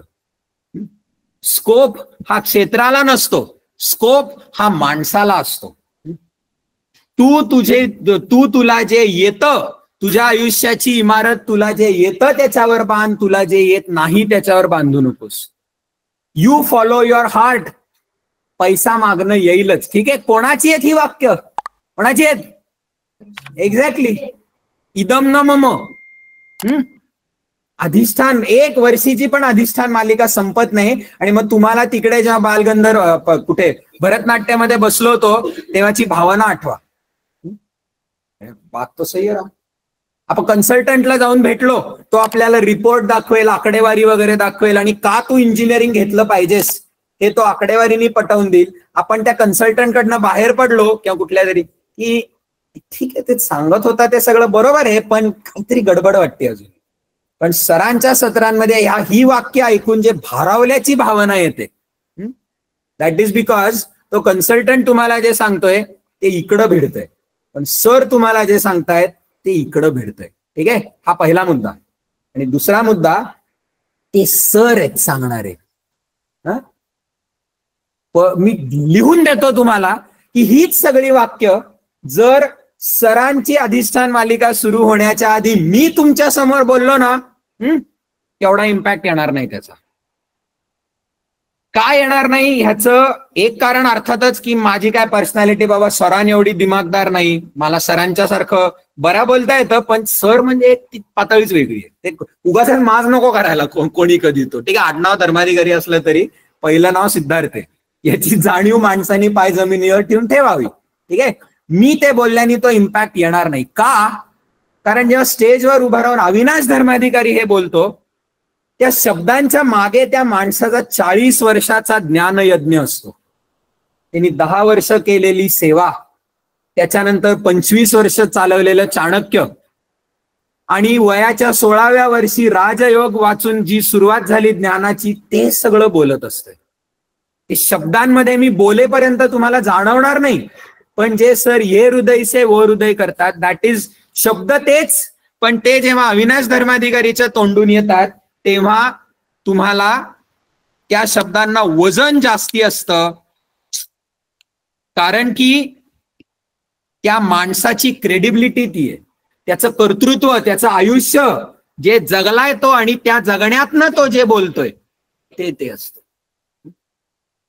एक इंग्लिश मधला ऑथर आहे जॉर्ज बर्नार्ड शॉ नाही, राल्फ वॉल्डो एमर्सन. त्याचं एक वाक्य फार छान आहे, क्रेडिबिलिटी, की तू कोण आणि मी तुझं का ऐकलं पाहिजे. तुम्हाला तुमचा मुद्दा मांडण्याच्या आधी पहिली गोष्ट समोरच्याच्या नजरेमध्ये हे स्थान कमवावं लागतं की ह्या जे बोलतो ते ऐकायचं असतं, याची लायकी आहे, he deserve my attention and he deserve my ear. ती कुठून येते. त्याचं एक हे छान वाक्य आहे, रॅल्फ वॉल्डो एमर्सन म्हणतो, who you are speaks so loudly that I cannot hear what you say. Credibility कमवणे म्हणजे, याचं एक तुम्हाला अतिशय पर्सनल उदाहरण सांगतो. काय तुम्हाला अनेक वेळेला सर एवढ्या जवळनं उपलब्ध असतात, त्यामुळे अविनाश धर्माधिकारी ही काय चीज आहे हे कधी कधी ना आपल्याला जाणवत नाही. मराठीमधली एक फार छान म्हण आहे ती, अतिपरिचयात अवज्ञा, किंवा इंग्लिश मधलं फॅमिलियारिटी ब्रीड्स कंटेम्प्ट. आठवड्यातनं दररोज मास्तर भेटतातच की, त्यामुळे व्हॉट्स द बिग डील. पण सर खरं म्हणजे आज कुठे असायला हवे होते याच्या तुलनेमध्ये ना चाणक्य अशी एवढीशी संस्था आहे आज. बाहेरच्या ज्या नावानी आणि पैशानी आणि कॅम्पसनी मोठ्या झाल्या तशा खूप युनिव्हर्सिटीज आहेत, पण लोकांच्या मध्ये चर्चा बघा, चाणक्य आणि सरांबद्दल जो एक भक्तिभाव येतो तो येतो का या दुसऱ्या नावांच्या बद्दल? नाही येत. आणि का पण मग चाणक्याची का नाही बनली रे अजूनही युनिव्हर्सिटी? करणार आपण कधी ना कधी, एक ना एक दिवस करणार, उससे नाही बचेंगे. का पण अजून का नाही झालेली? ठीक आहे, याचं सिंपल उत्तर आहे की सरांनी त्यांची तत्व सोडायला कधी नाही म्हणली. भारतातलं शिक्षण क्षेत्र सगळं खोकीपेट्यांवर चालतं आणि सरांनी मोक्याच्या ठिकाणी बसलेल्या लोकांना पैसे पुरवायला नकार दिला सेवा सोडल्यानंतर. पण म्हणून आज आपली शाळा झालेली नाही, म्हणून आज आपलं कॉलेज झालेलं नाही, म्हणून आज आपल्याला युनिव्हर्सिटीची मान्यता आलेली नाहीये. तपशील नाही सांगत मी तुम्हाला, पण गेल्या 25 वर्षामध्ये अगणित अर्ज आहेत आपले, व्यवस्थित सगळे कायद्याची पूर्णता करून आपण संबंधित व्यक्तीकडे पाठवलेले, पण विविध पातळ्यांपासून ते नाकारले गेले. त्याचं न बोललेलं पण हेच कारण. ठीक आहे, आता मजा सांगतो तुम्हाला, मला घरी माझी अनेक वेळेला ना माझ्या अज्ञानातनं बाबा बरोबर अनेक वेळेला हे वाद झालेले आहेत की कशाला एवढा अडून राहतो तू, एवढा अडमुठा कशाला राहतो. एकदा तर मी अक्कल ही पण चालवून झालेली आहे की मी अर्थशास्त्रामधल्या चाणक्याचं एक वाक्य बाबाला ऐकवलं. ते वाक्य बरोबर आहे काय की आयुष्यामध्ये एखाद्या कोणीतरी अति ताठ नसावं, कारण की जे सर्वात सरळ झाड असतं तेच पहिले कापलं जातं. या वाक्याचा अर्थ खरं म्हणजे वेगळा आहे की तुम्हाला आहे ना छक्के पंजे करता यायला पाहिजेत, पण ते समाजाच्या हितासाठी. अति स्ट्रेट फॉरवर्ड असून चालत नाही. पण मग ते जे आतल्या गाठीचं असणं, छक्के पंजे करणं, कूटनीती वापरणं, हे काय माझी गाडी घोडा बंगला बनावा याच्यासाठी नाही, तर देशाच्या आणि समाजाच्या शत्रूंना कापून काढण्यासाठी. सर याला कृष्ण मार्ग म्हणतात. ते जमतं काय सरांना? पण मी बाबाला हे वाक्य ऐकवलं होतं की अरे जगामध्ये केवढ्या लढाया आहेत, you have to pick your battles. चार ना पैसे त्यांना दे ना, काय फरक पडतो? आपल्याला परमिट आली की आपण स्वीकारलेलं काम काय आहे की नवीन पिढी घडवायची, देशाला नवीन नेते तयार करायचे. शिक्षण म्हणजे काय ह्याचाच एक नवा विचार समोर मांडायचा. तो कधी मांडता येणार आहे आपल्याला? जेव्हा आपली शाळा असेल तेव्हा, जेव्हा आपलं कॉलेज असेल तेव्हा. कारण की अजूनही फाउंडेशनला ऍडमिशन्स होतात, हे सगळं ठीक आहे रे, पण मुलं शेवटी पहिला विचार कॉलेजचा करतात आणि त्याच्या भोवती मिळून जर फाउंडेशन बसत असला आणि त्याच्यातनं काही जणांना जर फाउंडेशनचं महत्व पटलं तर येतात. कधी होणार आपण मोठे? त्यामुळे कशाला अडून बसतोस याच्यावर? तर बाबांनी शांतपणे सगळं, अजिबात चिडचिड नाही केली, शांतपणे सगळं ऐकून राहिलं, ऐकून घेतलं. आणि बाबाला म्हटलं, सिद्ध तू म्हणतोयस ते सगळं लॉजिकली बरोबर आहे, माझा एकच प्रश्न आहे तुला. मीच जर उद्या कुठल्या तरी व्यक्तीला खोकी पेटी पोचवली, पैसे चारले, तर उद्या व्यासपीठावर उठून कुठल्या तोंडाने मुलांना सांगू की सरकारमध्ये जाऊन तुम्ही पैसे खाऊ नका, पैसे द्यायचे पण नाहीत, पैसे खायचे पण नाहीत. कुठली लायकी उरली माझी संकल्प दिवसाला जो आपण संकल्प ठेवतो की मी वैयक्तिक तर स्वच्छ राहीनच, नुसतं तेवढं नाही, माझ्या आसपासच्या व्यवस्थेला सुद्धा स्वच्छ करीन. क्रेडिबिलिटी. आता मी करून झाली बाबा रे आर्ग्युमेंटशी की पण लोकांना कुठे माहिती असेल, ठीक आहे, मला तर माहिती असेल. आणि फायनली तुम्हाला सांगतो मला हा मुद्दा पटला कधी. मी फाउंडेशनवर जेव्हा ही सगळी हॅबिट्स आणि डिसिप्लिन म्हणजे जे मुद्दे घेऊन तुम्ही माझ्याकडे काउन्सिलिंगला येता ना, वेळापत्रक कसं पाळायचं, शिस्त कशी लावायची, चांगल्या सवयी कशा लावायच्या, सगळी पुस्तकं ते ॲटॉमिक हॅबिट्स वगैरे सगळं वाचलं. पण मलाच लक्षात आलं की मी जेव्हा तुमच्या समोर उभं राहून ह्या मुद्द्यांवर बोलत असतो ना, माझ्या आवाजामध्ये ती ताकद आणि असे from the bottom of my heart ते कधी येतं हॅबिट्सचं सत्र मी ठामपणे कधी घेऊ शकतो, जेव्हा मला माहिती असतं की थोबाडातनं येणारा प्रत्येक शब्द मी जगतोय. तेव्हा तो जर कॉन्फिडन्स गेला ना, नाही घेऊ शकणार मी डेव्हलपिंग गुड हॅबिट्स किंवा डिसिप्लिन याचं सत्र. दुसऱ्यांना माहिती नसलं आपण जगाला फसवू शकतो, आपण स्वतःला नाही फसवू शकत. That is step number 1, credibility. समोरच्याच्या नजरेमध्ये तुम्हाला लायकी मिळवावी लागते की ह्याचं काय ऐकायचं, आणि बाकीचे म्हणतायत त्याच्याकडे दुर्लक्ष करून ह्याच्या बोलण्याकडे का लक्ष द्यायचं. मग प्रश्न उरतो, सर आता आहेत 65, या सरांचेच सगळे मुद्दे जर आपण उद्या युट्यूबवर साधगुरूंना बोलताना ऐकले, श्री श्री रविशंकर यांचं भाषण आपण ऐकलं, नरेंद्र मोदी बोलतायत हे ऐकलं, रतन टाटा होते तोवर बोलायचे, धोनी, सचिन, आपले जे हिरोज आहेत, their life speaks for it self असं म्हणू शकतो. पण ते जे जगलेत हाच पुरेसा पुरावा आहे. आपलं काय, तुम्ही तर 18-20 वर्षाचे, मी काय फार फार तर तुमच्यापेक्षा थोडा मोठा, पण अजून डोक्यावरचे केस काळेत. आणि माझी काय लायकी मग तुमच्या समोर उभं राहून आपण फाउंडेशन मध्ये ज्या खोलीला, ज्या डेप्थला जाऊन आपण विषयांची चर्चा करतो, तुम्ही माझं का ऐकलं पाहिजे. मुद्दा चुकीचा नाहीये. त्यातलं पहिलं अर्थात उत्तर येतं अभ्यास. तुमच्या समोर येऊन मी कुठलाही विषय जेव्हा बोलतोय तेव्हा त्याचा व्यवस्थित रगडून अभ्यास केला पाहिजे.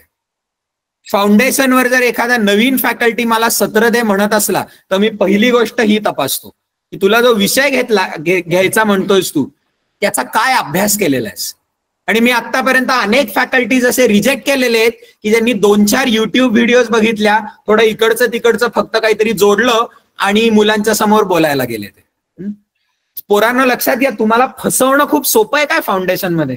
एकदम दिमागदार व्यक्तिमत्व आणि हसत खेळत रम्य सत्र झालं तर मुलं कशावरही विश्वास ठेवतात. तुम्ही ज्या वयोगटात आहात 16 ते 21, त्याचं हे वैशिष्ट्यच असतं की आपण खूप इझिली कोणाच्या तरी म्हणण्याने आपण इन्फ्लुएन्स होतो.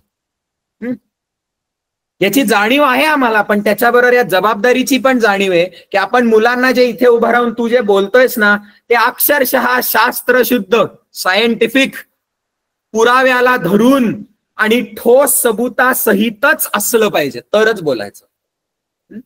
त्यामुळे पहिली गोष्ट येते जबरदस्त अभ्यास असला पाहिजे. तुम्हाला उद्या वादविवाद स्पर्धेमध्ये जायचंय, विषय तुम्ही कोळून प्यायलेला पाहिजे. Command over the topic, that is how you earn credibility. वकिलांना पण हे शिकवलं जातं. कोर्टाच्या समोर जाऊन तू तोंडातनं एक शब्द काढण्याच्या आधी any good lawyer will tell you the case should be in your breath. श्वासामध्ये असली पाहिजे तुमच्या केस, तरच जायचं. ठीक आहे, पहिलं येतं अभ्यास. बर, नसला अभ्यास तर काय. नसला अभ्यास तर तुम्हाला समर्थ रामदासांनी जे दासबोधामध्ये लिहिलंय ते एक वाक्य सरांनी मला सांगितलं, ते लक्षात ठेव. रामदास म्हणतात, अभ्यासे प्रकटावे ना तरी उगी राहावे. प्रकटोनी नासावे हे बरे नव्हे. म्हणजे काय? अभ्यासे प्रकटावे. तुला एखाद्या गोष्टीवर बोलायचंय ना, विधान करायचंय ना, मग आधी अभ्यास कर. तो झाला मुद्दा सांगून. बरं, जर नसला एखाद्या विषयावरचा अभ्यास तर काय? ना तरी उगी राहावे, गप्प बैस. मग ज्या विषयातला आपल्याला कळत नाही तिकडे तोंड उचकटू नकोस. Learn to shut up and listen. Okay, actually that is also how you earn credibility. अनेक वेळेला आहे ना, जे फुकट शायनिंग मारणारे असतात, अर्धवट ज्ञानामधनं ते जेव्हा असं फुकट शायनिंग मारून बोलतात, काही काही जण त्याच्या प्रभावाखाली येतात, पण कधी ना कधीतरी त्यांचे दाखवण्याचे दात आणि खाण्याचे दात ह्याच्यातला फरक कळतोच. अज्ञान फार काळ लपून राहत नाही. इनिशियली तुम्ही शो ऑफ करू शकता, पण कधी ना कधीतरी तुमचं अज्ञान उघडकीस येणारच आहे आणि तेव्हा तुमची क्रेडिबिलिटी खड्ड्यामध्ये जाणारच आहे. ती परत कधी वर येणारच नाही. या उलट तुम्ही जर ही सवय लावलीत ना, की ज्यातलं मला कळत नाही त्याच्यामध्ये हे सौजन्याने म्हणणं की नाही कळत मला यातलं, तुम्ही सांगा मला, मी ऐकतो. ही जर तुमची रेप्युटेशन किंवा ख्याती बनली तर मग लोक नाण्याच्या दुसऱ्या बाजूवर पण विश्वास ठेवतात की आता जर हा बोलतोय एखाद्या गोष्टीवर, तर म्हणजे हा बोलतोय ते अभ्यासांतीच बोलत असणार आहे. कारण ह्याला ज्याच्यातलं कळत नाही ना, त्या बाबतीत तो गप्प बसतो. म्हणजे जेव्हा हा बोलतोय तेव्हा अभ्यासपूर्वकच बोलतोय. अभ्यासे प्रकटावे, ना तरी उगी राहावे. आपण अनेक वेळेला जे करतो, प्रकटोनी नासावे, ज्यातली अक्कल नाही आपल्याला त्याच्यामध्ये तोंड सोडायचं आणि नासवायचं. प्रकटोनी नासावे हे बरे नव्हे. गप्प बसणे अनेक वेळेला किती सोपी गोष्ट आहे रे पोरांनो. गप्प बसणे ही पण एक क्रेडिबिलिटी मिळवण्याचं माध्यम आहे की नाही. तुम्हाला त्याच्यानंतर एक येतं तिसरा, म्हणजे आतापर्यंत काय काय मुद्दे बोललो आपण, क्रेडिबिलिटी कशी मिळवायची. पहिलं येतं स्टडी, अभ्यास. दुसरं येतं ज्या अभ्यासातलं कळत नाही तिकडे ऐका आणि गप्प बसा, सायलेन्स. ओके. तिसरी गोष्ट ही माझी पर्सनल स्ट्रॅटेजी आहे, सोर्सेस सांगणे. मी जेव्हा फाउंडेशनला तुमच्या समोर उभा राहतो, मला जाणीव असते या गोष्टीची की आपण जे विषय बोलतो ते आपल्या आतमध्ये भिडतात. आपल्या आतल्या ज्या प्रसंगी इनसिक्युरिटीज, आपल्या ज्या फिअर्स आणि इनसिक्युरिटीज आहेत त्यांना मी अनेक वेळेला स्पर्श करतो. आणि त्यामुळे अतिशय साहजिक आहे मुलाच्या आतनं एक थोडी डिनायलची रिॲक्शन येणं. अरे तू कोण बाबा रे, तुझी काय लायकी, फुकट कशाला बड्या बड्या बाता करतो. त्याच गोष्टी सर बोलतात किंवा सद्गुरू बोलतात, अरे अरे ग्रेट ग्रेट असं करतो आपण. ठीक आहे. आता मी जर विद्यार्थ्यांमधनं ही प्रतिक्रिया येते ह्याच्याने जर अपमान मानला स्वतःचा, अक्कल नाही का तुला, ठीक आहे, मी स्वतःच्याच पायावर कुऱ्हाड मारतोय. कारण की ऑलरेडी जो मुलगा फाउंडेशनला, तुम्ही पण विचार करा, वर्ष जेव्हा आपलं सुरू झालं, तुमच्या प्रत्येकाच्या अनेक जणांच्या मनामध्ये फाउंडेशनच्या बाबतीत एक थोडासा स्केप्टिसिझम असणारच आहे. शंकेचं की अरे खरंच चालेल, हे गरजेचं आहे का रे, काय हॅबिट्स. आपण शिक्षण व्यवस्थेमधनं आपल्याला एवढं ते गणित आणि इतिहास, गणित शास्त्र, सायन्स मॅथ्स म्हणजेच एज्युकेशन, इथं अचानक कोणीतरी उभं राहत आहे की आणि गणित आणि विज्ञान जरा बाजूला ठेव आणि तुझ्या हातमध्ये डोकवून बघ, तुझ्या सवयींवर काम कर, तुझ्या सायकोलॉजीवर काम कर. पचतच नाही. अरे हे म्हणजे पण शिक्षण असतं आणि आईला हे दररोज ऐकायला मी यांना एवढे पैसे देऊन इकडं बसलोय. त्यामुळे मुलं असेल, प्लस अनेक मुलांना तर पोरग वाया चाललेलं आहे, आमच्या ह्याच्याने काही झेपे नाही, त्यामुळे घाला धर्माधिकारींच्या पदरी, ते लाईनीवर आणेल अशा आशेने. त्यामुळे पोरगच समोर धुसफूस, आई बाबांना मला जरा आयुष्य एन्जॉय करायचं, इकडे 10वी 11 12वी पर्यंत घासली स्वतःची, आता एक श्वास घेऊ दे नाही ते हा अभ्यास संपतोय तोवर यांनी कुठंतरी आणून घातलंय मला, आता धुसफूस करत असतात सगळे. ठीक आहे. ऍज अ फॅकल्टी मी जर तुमच्या या माइंडसेटला मी ऍक्सेप्ट केलं नाही, मी जर हा जणू काहीतरी माझा अपमान मानला, फेल गेलो मी. तुम्हाला पूर्ण अधिकार आहे माझ्यावर शंका घेण्याचा किंवा मी जे बोलतोय ते तू कोण लागला रे बोलणारा, हे मनामध्ये विचार करण्याचा. कारण खरंच आहे, मी कोण लागलो. अरे भाई, स्वामी विवेकानंदांनी पण हेच केलंय. आपण त्यांच्या समान व्हावे मधलं सरांचं व्याख्यान आहे का, स्वामीजींचा रामकृष्ण परमहंसांबद्दल जेव्हा संपर्क आला ना, पहिली परीक्षा रामकृष्णांनी स्वामीजींची नाही घेतलेली, स्वामीजींनी रामकृष्णांची घेतली की कोण आहे हा, हे चिक्का, why does he deserve my attention. Okay sir, ती गोष्ट सांगतात बघा की रामकृष्ण म्हणायचे की मला पैशाचा चटका लागतो. स्वामीजी म्हणले असं आहे काय, ठीक आहे. ते लपलेले असताना रामकृष्णांच्या उशीखाली स्वामीजींनी असे नाणं ठेवलं आणि मग रामकृष्ण येऊन तिकडे असं डोकं टेकलं, चटका बसल्यासारखे उठून बसले. असं आहे म्हणजे पहिली स्वामी विवेकानंदांनी पण हे केलं रे. मग मी कोण आहे की नाही. मग ह्याच्यावरचं मी शोधलेलं उत्तर काय आहे, मला मी स्वतःसाठी मी ही गोष्टच मान्य करतो की तुम्ही मुलं एखादी गोष्ट केवळ मी बोलतोय म्हणून मान्य कदाचित करणार नाहीत. नाहीच केली पाहिजे, हा माझा आग्रह आहे. उलट नुसतं मी बोलतोय म्हणून नकाच मान्य करू.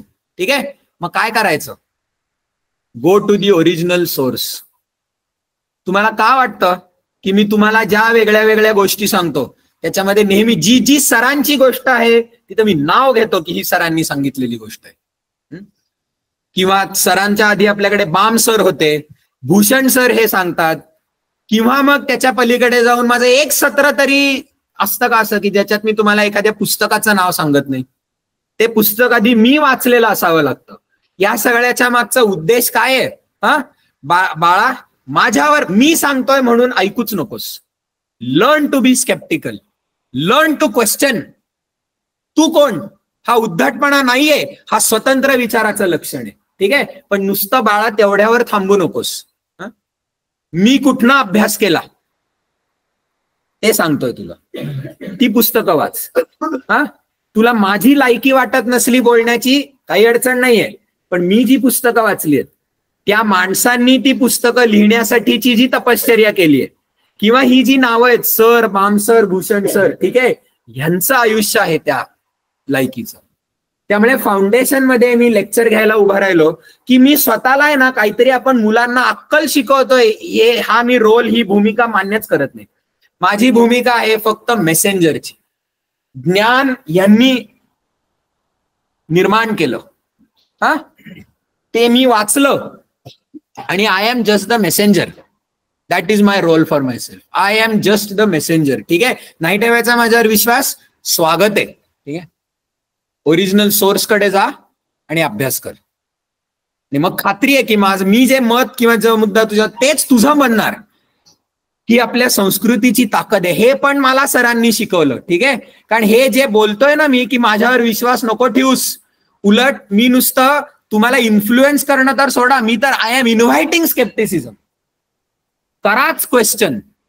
ही पण आपल्या पोरांना संस्कृतीची ताकद आहे. पाश्चात्य संस्कृती तलवारीच्या टोकावर तुला गप मी सांगतोय ते ऐक म्हणते.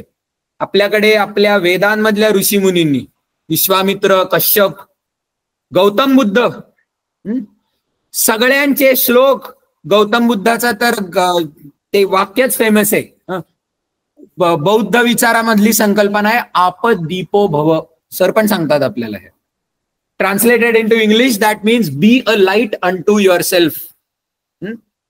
स्वतंत्र बुद्धीने अभ्यास कर, विचार कर आणि मग तुझं मत बनव. So telling your sources.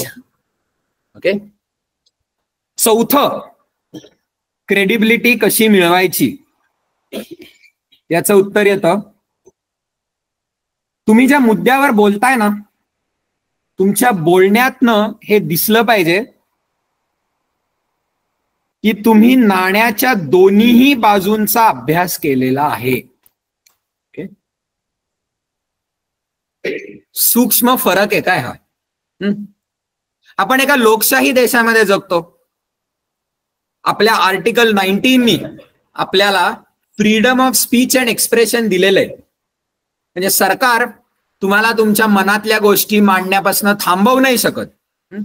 याला अनेक वेळेला म्हणतो की तुम्हाला तुमची स्वतंत्र बुद्धीनी मत बाळगण्याचा अधिकार आहे. I have the right to my opinion.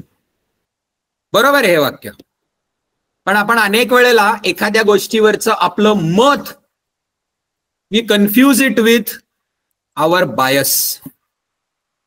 Democracy does not mean that you have the right to your bias. It means you have the right to your opinion. फरक काय आहे दोन्ही मधला?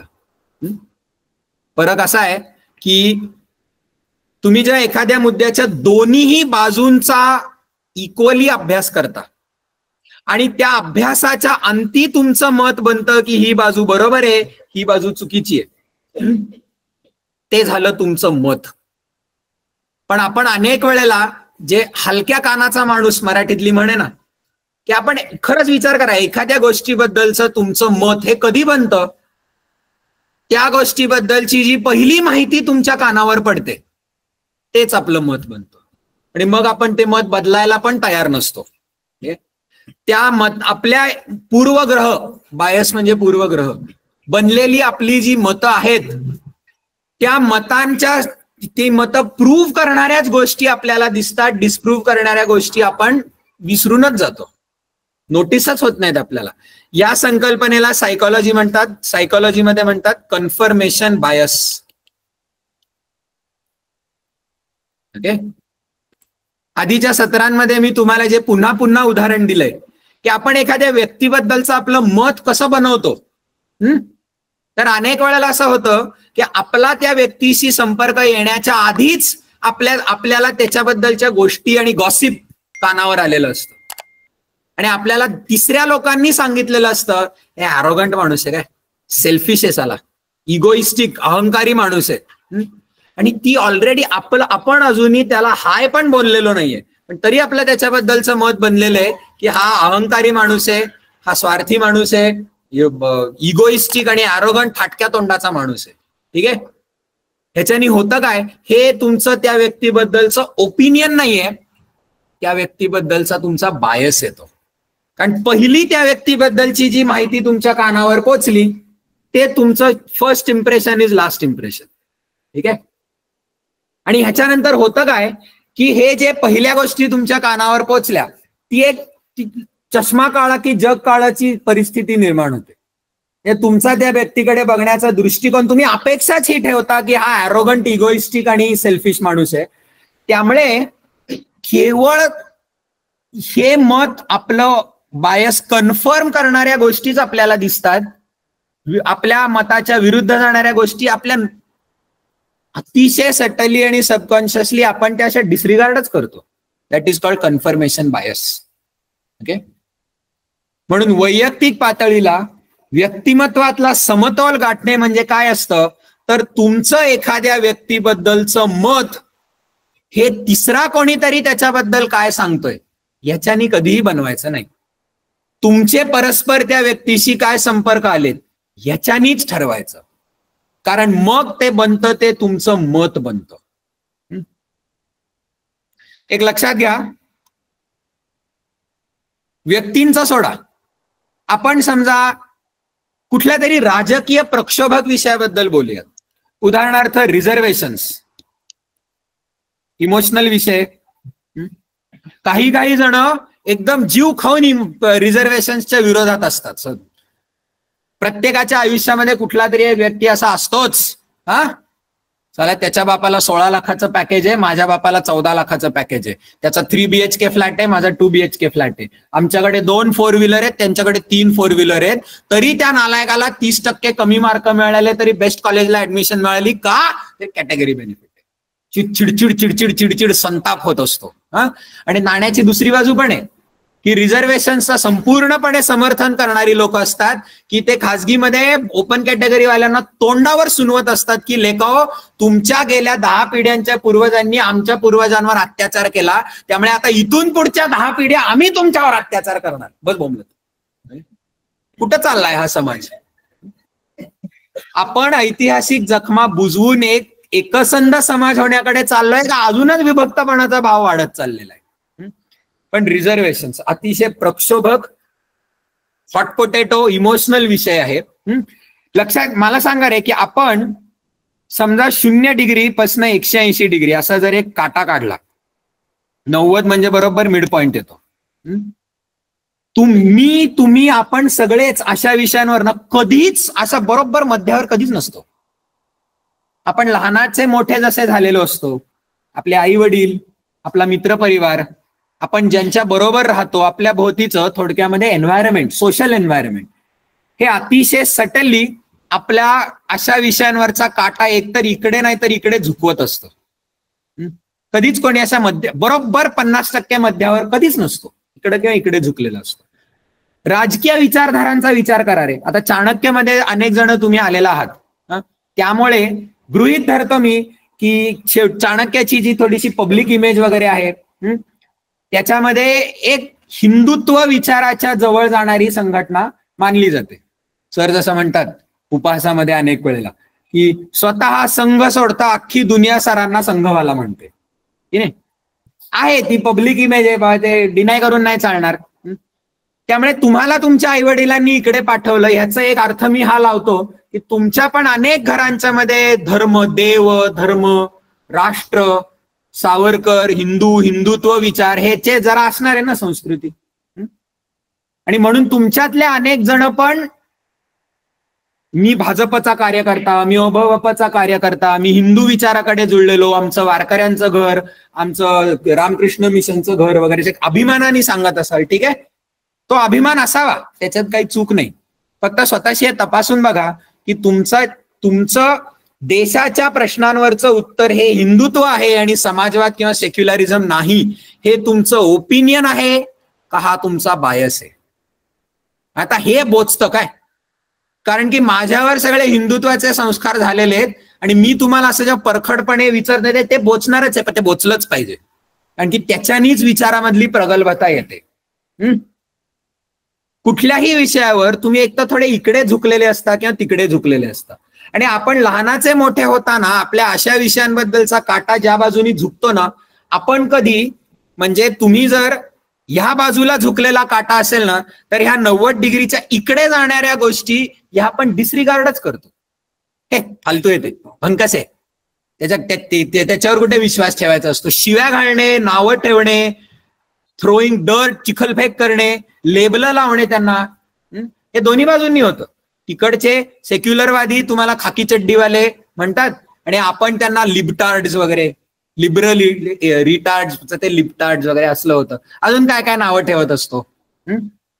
पण देशाच्या लोकशाहीसाठी सर्वात महत्वाचं आहे इकडे झुकलेल्या लोकांनी स्वतःचे इमोशन्स बाजूला ठेवून पहिले त्या बाजूचा अभ्यास केला पाहिजे आणि तिकडे झुकलेल्या लोकांनी स्वतःच्या भावना बाजू ठेवून इकडच्या बाजूचा अभ्यास केला पाहिजे. म्हणजे चौथा मुद्दा काय येतो की एखाद्या विषयावर तुमचं म्हणणं का ऐकलं पाहिजे याचा चौथा मुद्दा आहे, तुम्ही नाण्याच्या दोन्ही बाजूंचा अभ्यास केला पाहिजे. आणि त्याची सुरुवात ही तुम्हाला जी बाजू सहजपणे पटत नाही तिथून झाली पाहिजे. राजकीय विचारधारांवर बोलायचं का, तर तुमचं जर हिंदुत्व घर असेल ना तर तुमच्या अभ्यासाची सुरुवात उलट मार्क्सवादाचा अभ्यास करून झाली पाहिजे. आणि ते वाचताना आहे ना आपल्या आतनं ज्या डिस्गस्टचे इमोशनल रिॲक्शन्स येतात, काय भंकसे हे काय मूर्खपणा आहे, ठीक आहे, त्या इमोशन्सना कंट्रोल करता आलं पाहिजे. आणि तुम्ही भावनांच्या भरात वाहिले गेलात तर तुमची रॅशनल बुद्धी खड्ड्यामध्ये जाणार आहे.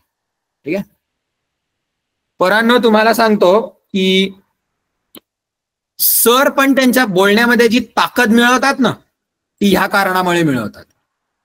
तुमच्या समोर बोललेत का नाही माहित नाही, पण मी विद्यार्थी बसलेला असताना सर मला म्हणले होते, ठीक आहे, तुम्ही मला, सरांचं वाक्य आहे, सोर्स, तुम्ही मला 2 तास द्या मार्क्सवादावर बोलण्याचे. त्या 2 तासाच्या अखेरीस लिहून घ्या माझ्याकडनं की मी तुम्हाला लेनिनपेक्षाही स्वतः कार्ल मार्क्सपेक्षाही मार्क्सवादी बनवतो का नाही बघा. ठीक आहे, आणि तसंच सर म्हणतात की मग आपण एक 15 मिनिटाचा ब्रेक घेऊ आणि त्याच्या पुढचे 2 तास मी तुम्हाला सगळा कॅपिटलिस्ट विचारबद्दल बोलतो. आणि त्या 2 तासाच्या अखेरीस लिहून घ्या की तुम्हाला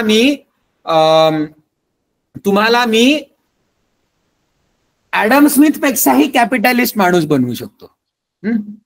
सर तसंच म्हणतात मला 2 तास तुम्ही नेहरूंवर भाषण करायला सांगा, त्या 2 तासाच्या अखेरीस तुमच्या पुढच्या 7 पिढ्या काँग्रेसला मत देतील. 15 मिनिटाचा ब्रेक द्या मला, त्याच्यानंतर मी 2 तास सावरकरांबद्दल बोलतो, त्याच्यानंतरच्या तुमच्या 7 पिढ्या मग भाजपला मत देतील. कुठून येते ही ताकद? कारण की सरांनी हिंदुत्व पण वाचलेलं आहे, सरांनी डिस्कव्हरी ऑफ इंडिया पण तितकंच वाचलेलं आहे. सरांनी ओरिजिनल दास कॅपिटल आणि कम्युनिस्ट मॅनिफेस्टो पण वाचलेला आहे, आणि सरांनी मुळात ॲडम स्मिथचं वेल्थ ऑफ नेशन्स पण वाचलेलं आहे. सरांच्या बोलण्यामध्ये हे अनेक वेळेला येतं की आपली शिक्षण व्यवस्था आपल्याला लहानाचं मोठं करताना नेहरूवियन इकॉनॉमिक पॉलिसीज कशा ग्रेट होत्या हे सटनली शिकवते. पण सरांच्या पण पर्सनल ग्रोथ मध्ये हा एक वेळ आलीच की जेव्हा सरांनी ते क्वेश्चन करायला सुरुवात केली. आणि सरांवर जे आधी सगळे डाव्या नेहरू गांधी इकॉनॉमिक पॉलिसीजचा प्रभाव होता, तो नंतर सरांनी कॅपिटलिस्ट विचाराकडे कसं स्वतःला झुकून घेतलेलं आहे. ठीक आहे. आणि ह्याच्याच उलटी सर पण एक नेहमी गोष्ट सांगतात. तर सेशनचं रेकॉर्डिंग होतंय म्हणून मी नावं नाही घेणार, सर पण नाही घेत नावं, पण कॉलेजमधले सरांचे मित्र, ठीक आहे, ते पुढे जाऊन वार्ताहर बनले आणि आता भारतामध्ये तसे नामवंत मानल्या जाणाऱ्या इंग्लिश न्यूजपेपर्समध्ये त्यांची ते संपादकीय येत पण असतात.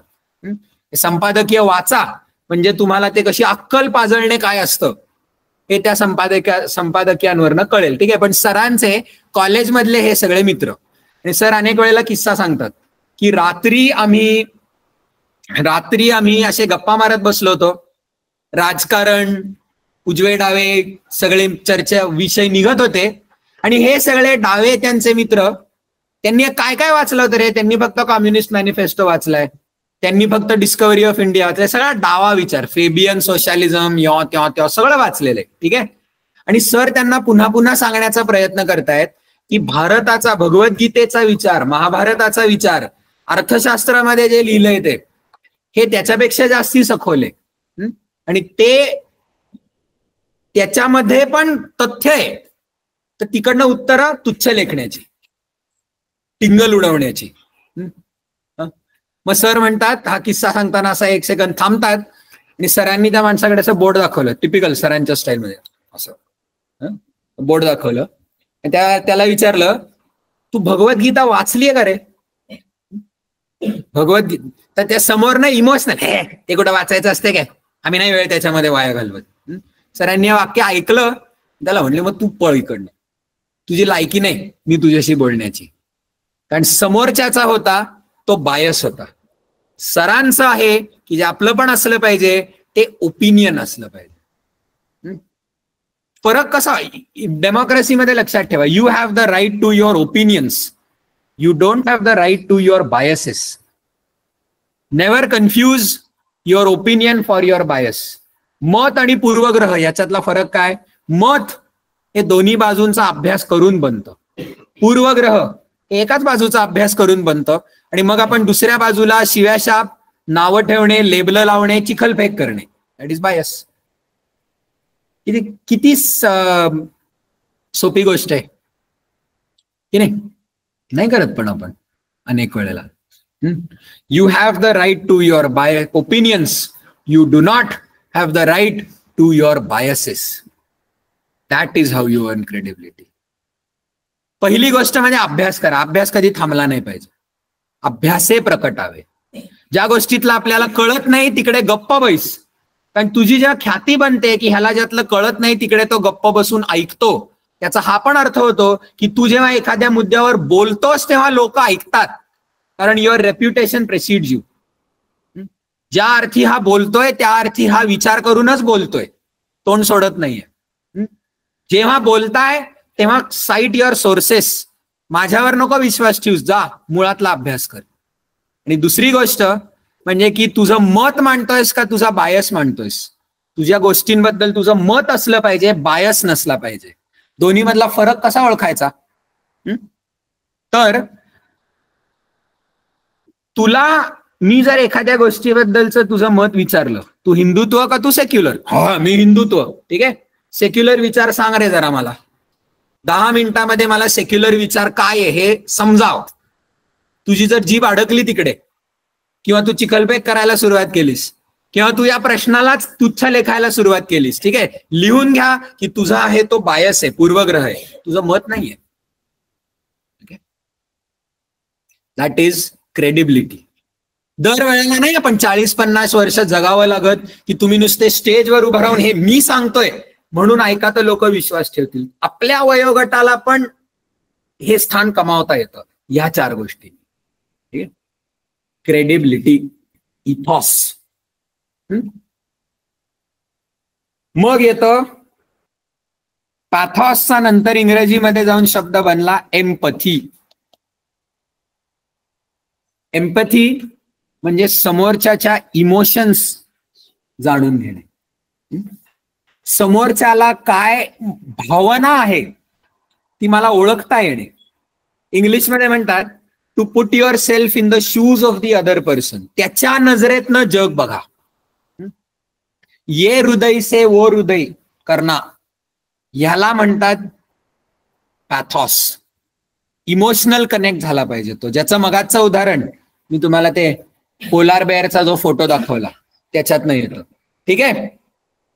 याचं मी अतिशय वैयक्तिक उदाहरण तुम्हाला सांगतो.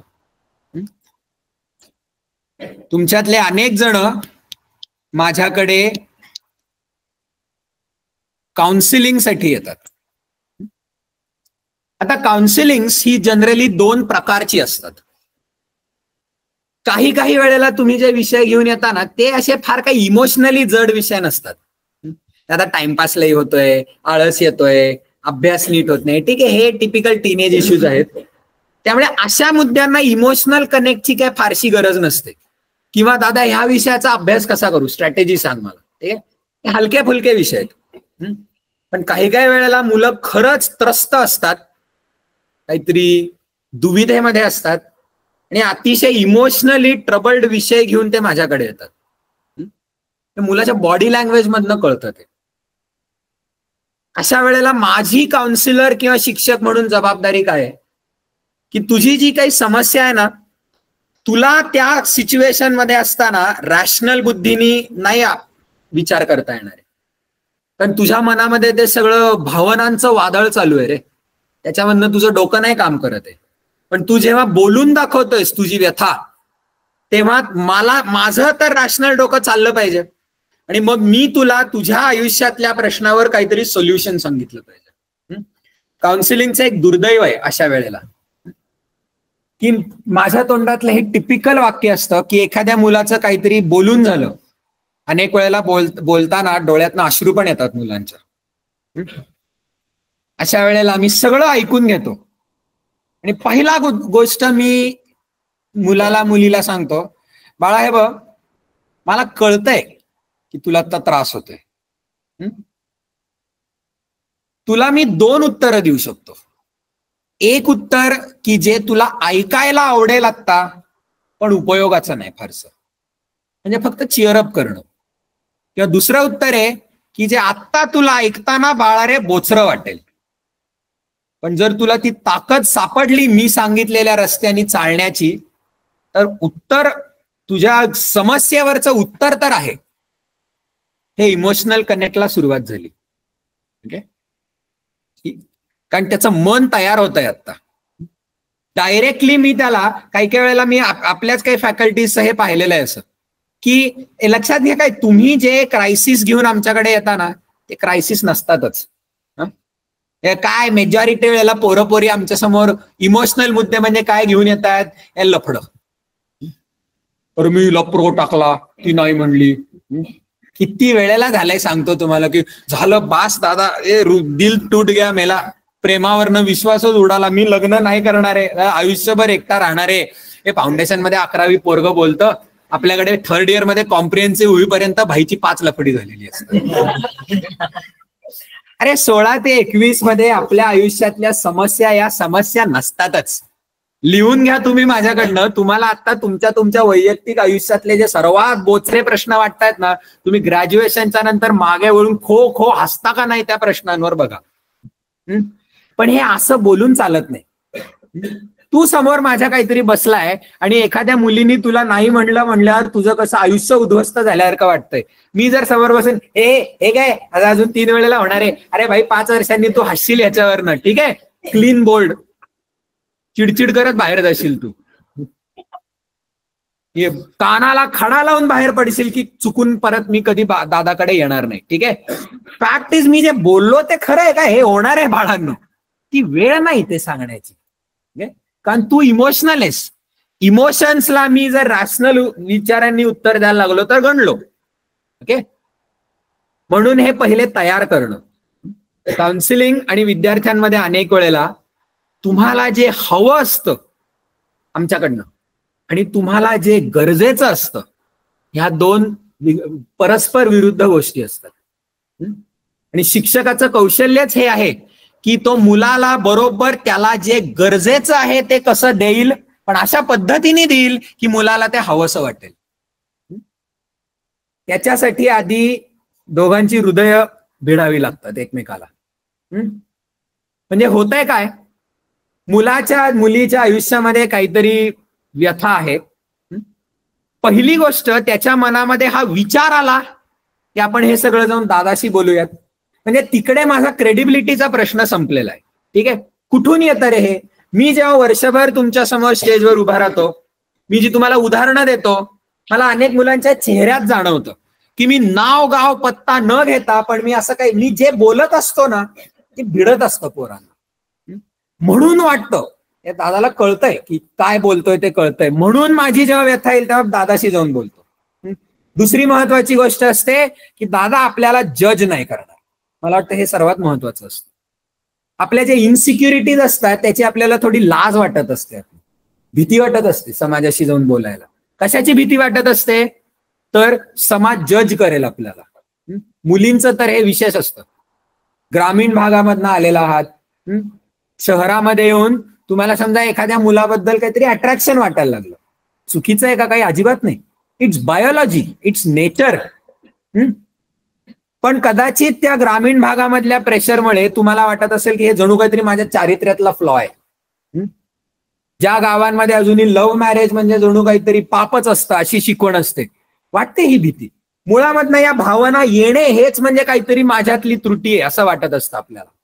म्हणून मी कोणाला हे आई वडिलांना सांगायला जावं तर ते तुझं चाणक्य बिणक्य बस बोरिया बिस्तर कर, घरी ये, तुला नसतोय नजरेतनं सोडून, चाबूक हातामध्ये घेऊन घरचे येतील, त्यामुळे बोलत नाही कोणासमोर. ठीक आहे, कोणासमोर बोलतो रे आपण हे की ज्याच्याबद्दल आपल्या मनात हा भरोसा असतो की हा मला जज नाही करणार, ऐकून घेईल शांतपणे, त्याच्याशीच जातो ना आपण बोलायला.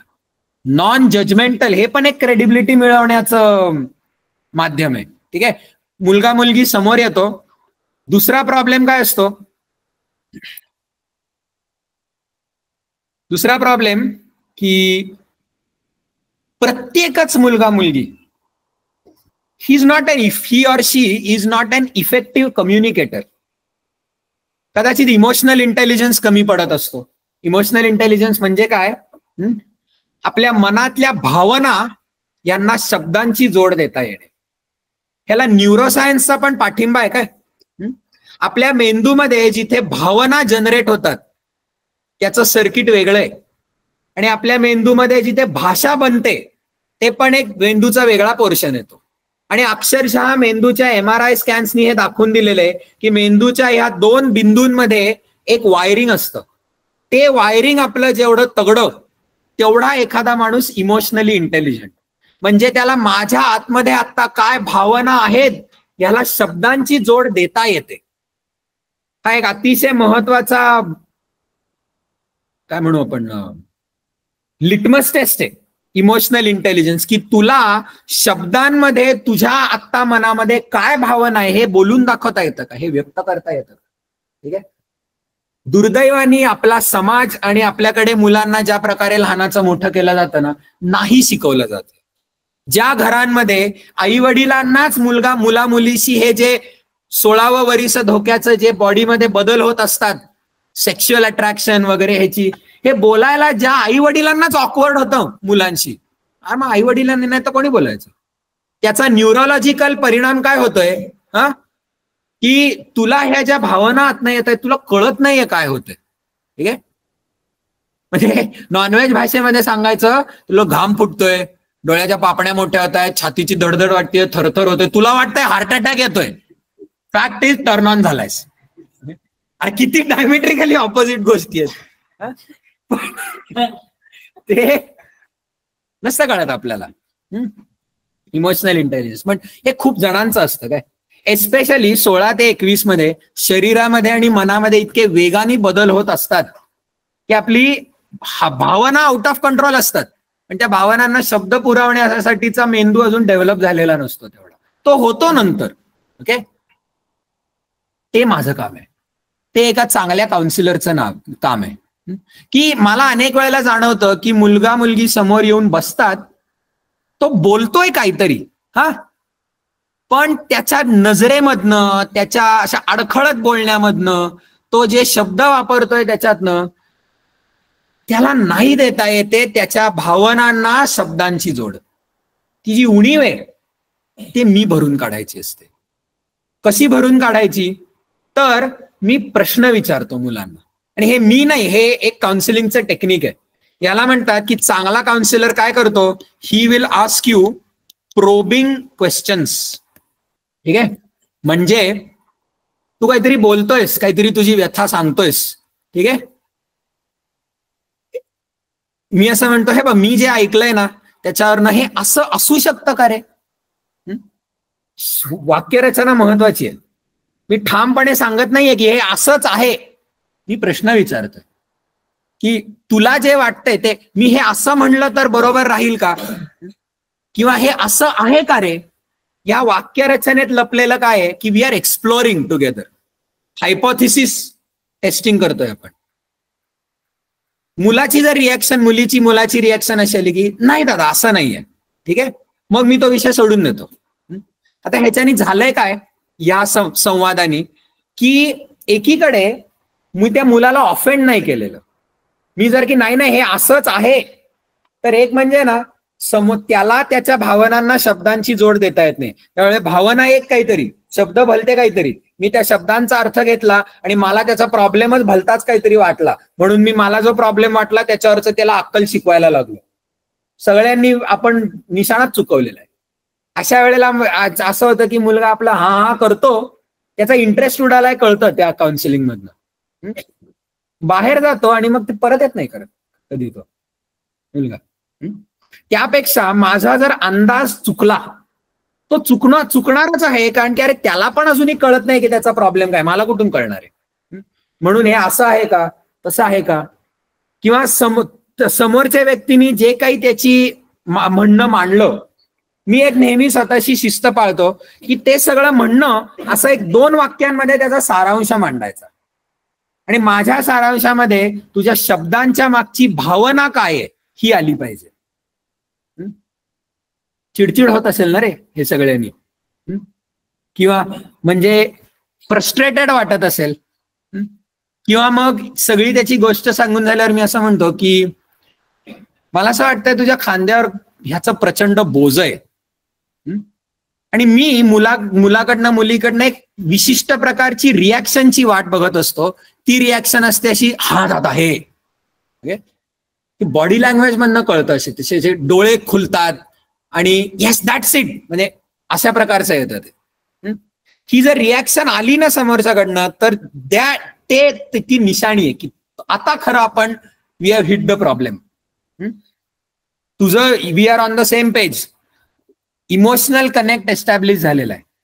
तुला तुझ्या भावनांना जे शब्द पुरवणं जमत नव्हतं, ती उणीव मी पूर्ण केलेली आहे, आणि ह्या प्रोसेसमधनं तुझ्यातला आणि माझ्यातला बॉन्ड तयार झालेला आहे. म्हणजे आता तुझं मन मी जे सांगतोय ते ऐकायला खुलंय, ओपन माइंडनी तू आता ऐकतोयस माझं. त्यामुळे आता जर मी तुला सांगितलं की तुला ऐकायला आवडणार नाही पण माझं कर्तव्य आहे सांगणं, तर तू ऐकून घेशील, तर तू विचार करशील त्याच्यावर का झालं हे, आणि मग कदाचित तुझं मत परिवर्तन होईल. पण का झालं हे, क्रेडिबिलिटी पहिले आली. मी जे तू माझ्या समोर येऊन बसल्यावर मी हे जे आधी प्रश्न विचारले, तुझ्या भावनांच्या वादळांना जे तुला शब्दांची उणीव ती मी पुरवली, एक बॉन्ड एस्टॅब्लिश झाला दोघांच्या मध्ये. आणि मग मी जरा माझं रॅशनॅलिटी आणि लॉजिक वापरून तुला तुझ्या सगळ्या गुंत्यातनं मार्ग कसा काढ हे मग सांगू शकतो. ती जर मधली पायरी गाळली ना आपण, तर चांगला काउन्सिलर नाही तो. आणि तरीही याच्या आधी तुम्हाला वाटतं का रे, हे ज्यांना कोणाला वाटतं त्यांना की दादाशी जाऊन बोलावं आपण, ते पण लेक्चर्स मधल्या माझं एक मी पाळतो ती ट्रिक आहे. मी तुम्हाला भरपूर पुस्तकांची नावं सांगतो. दी हॅबिटसाठीचं एक, डिसिप्लिनसाठीचं एक, टाइम मॅनेजमेंटसाठीचं एक, कन्सिस्टन्सी डेव्हलप करण्यासाठीचं दुसरं, मेंटल स्ट्रेंथसाठीचं तिसरं. भरपूर पुस्तकं सांगतो, ही मी वाचलेली असतात, माझ्या बोलण्यामध्ये आलं. ओके. पण तुम्हाला आज एक जाणवलं असेल कदाचित की मी तुम्हाला मॉरल ऑफ द स्टोरी हे त्या पुस्तकातलं सांगतो, पण ते सूत्र, तो धडा शिकवण्यासाठी नेहमी उदाहरण, एक्झाम्पल, हे मी काहीतरी माझं सांगत असतो तुम्हाला. ती लेक्चर्सला असलेली माझी कॉन्ट्रीब्युशन. ओके. आता हे का करतो रे मी? कारण की ही जी इंग्लिश पुस्तकं सगळी मी वाचतो तेव्हा मला एक जाणवतं की तो लेखक त्याचा मुद्दा मांडण्यासाठी ज्या गोष्टी सांगत असतो, जी उदाहरणं सांगत असतो, तिथं भिडत नाहीत. कारण ही अनेक पुस्तकं पाश्चात्य देशांमधले कॉर्पोरेट क्षेत्रामध्ये काम करणारे जे मध्ययुगीन माणसं असतात त्यांच्या आयुष्याला डोळ्यासमोर ठेवून काढलेल्या स्टोरीज असतात.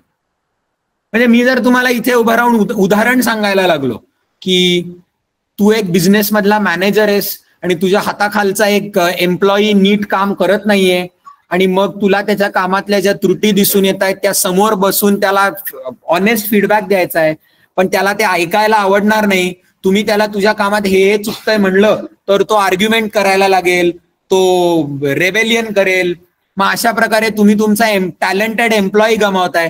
तुम्ही सगळे असे हा ठीक आहे ना, जाऊ दे ना, मी काय बरं मग. अरे कारण तुम्ही त्या रोलमध्ये नाही आता अजून आयुष्यामध्ये, तुम्ही बिझनेसमध्ये नाही आहात, तुम्ही मॅनेजर नाही आहात, तुमच्या हाताखाली कोणी काम करत नाहीये. ही उदाहरणं भिडत नाहीत, पण सूत्र तर लागू असतं. शाश्वत सूत्र आहे ती, विविध आयुष्यातल्या टप्प्यांना लागू होतात अशी सूत्र आहेत. म्हणून मग उदाहरण त्या सूत्र त्या पुस्तकातलं घ्यायचं आणि मग विचार करायचा की पुण्या मुंबईमध्ये 16 ते 21 मध्ये लहानाचा मोठा होत असलेल्या मुलाला हा मुद्दा व्यवस्थित पोहोचवण्यासाठी काय सांगावं लागेल.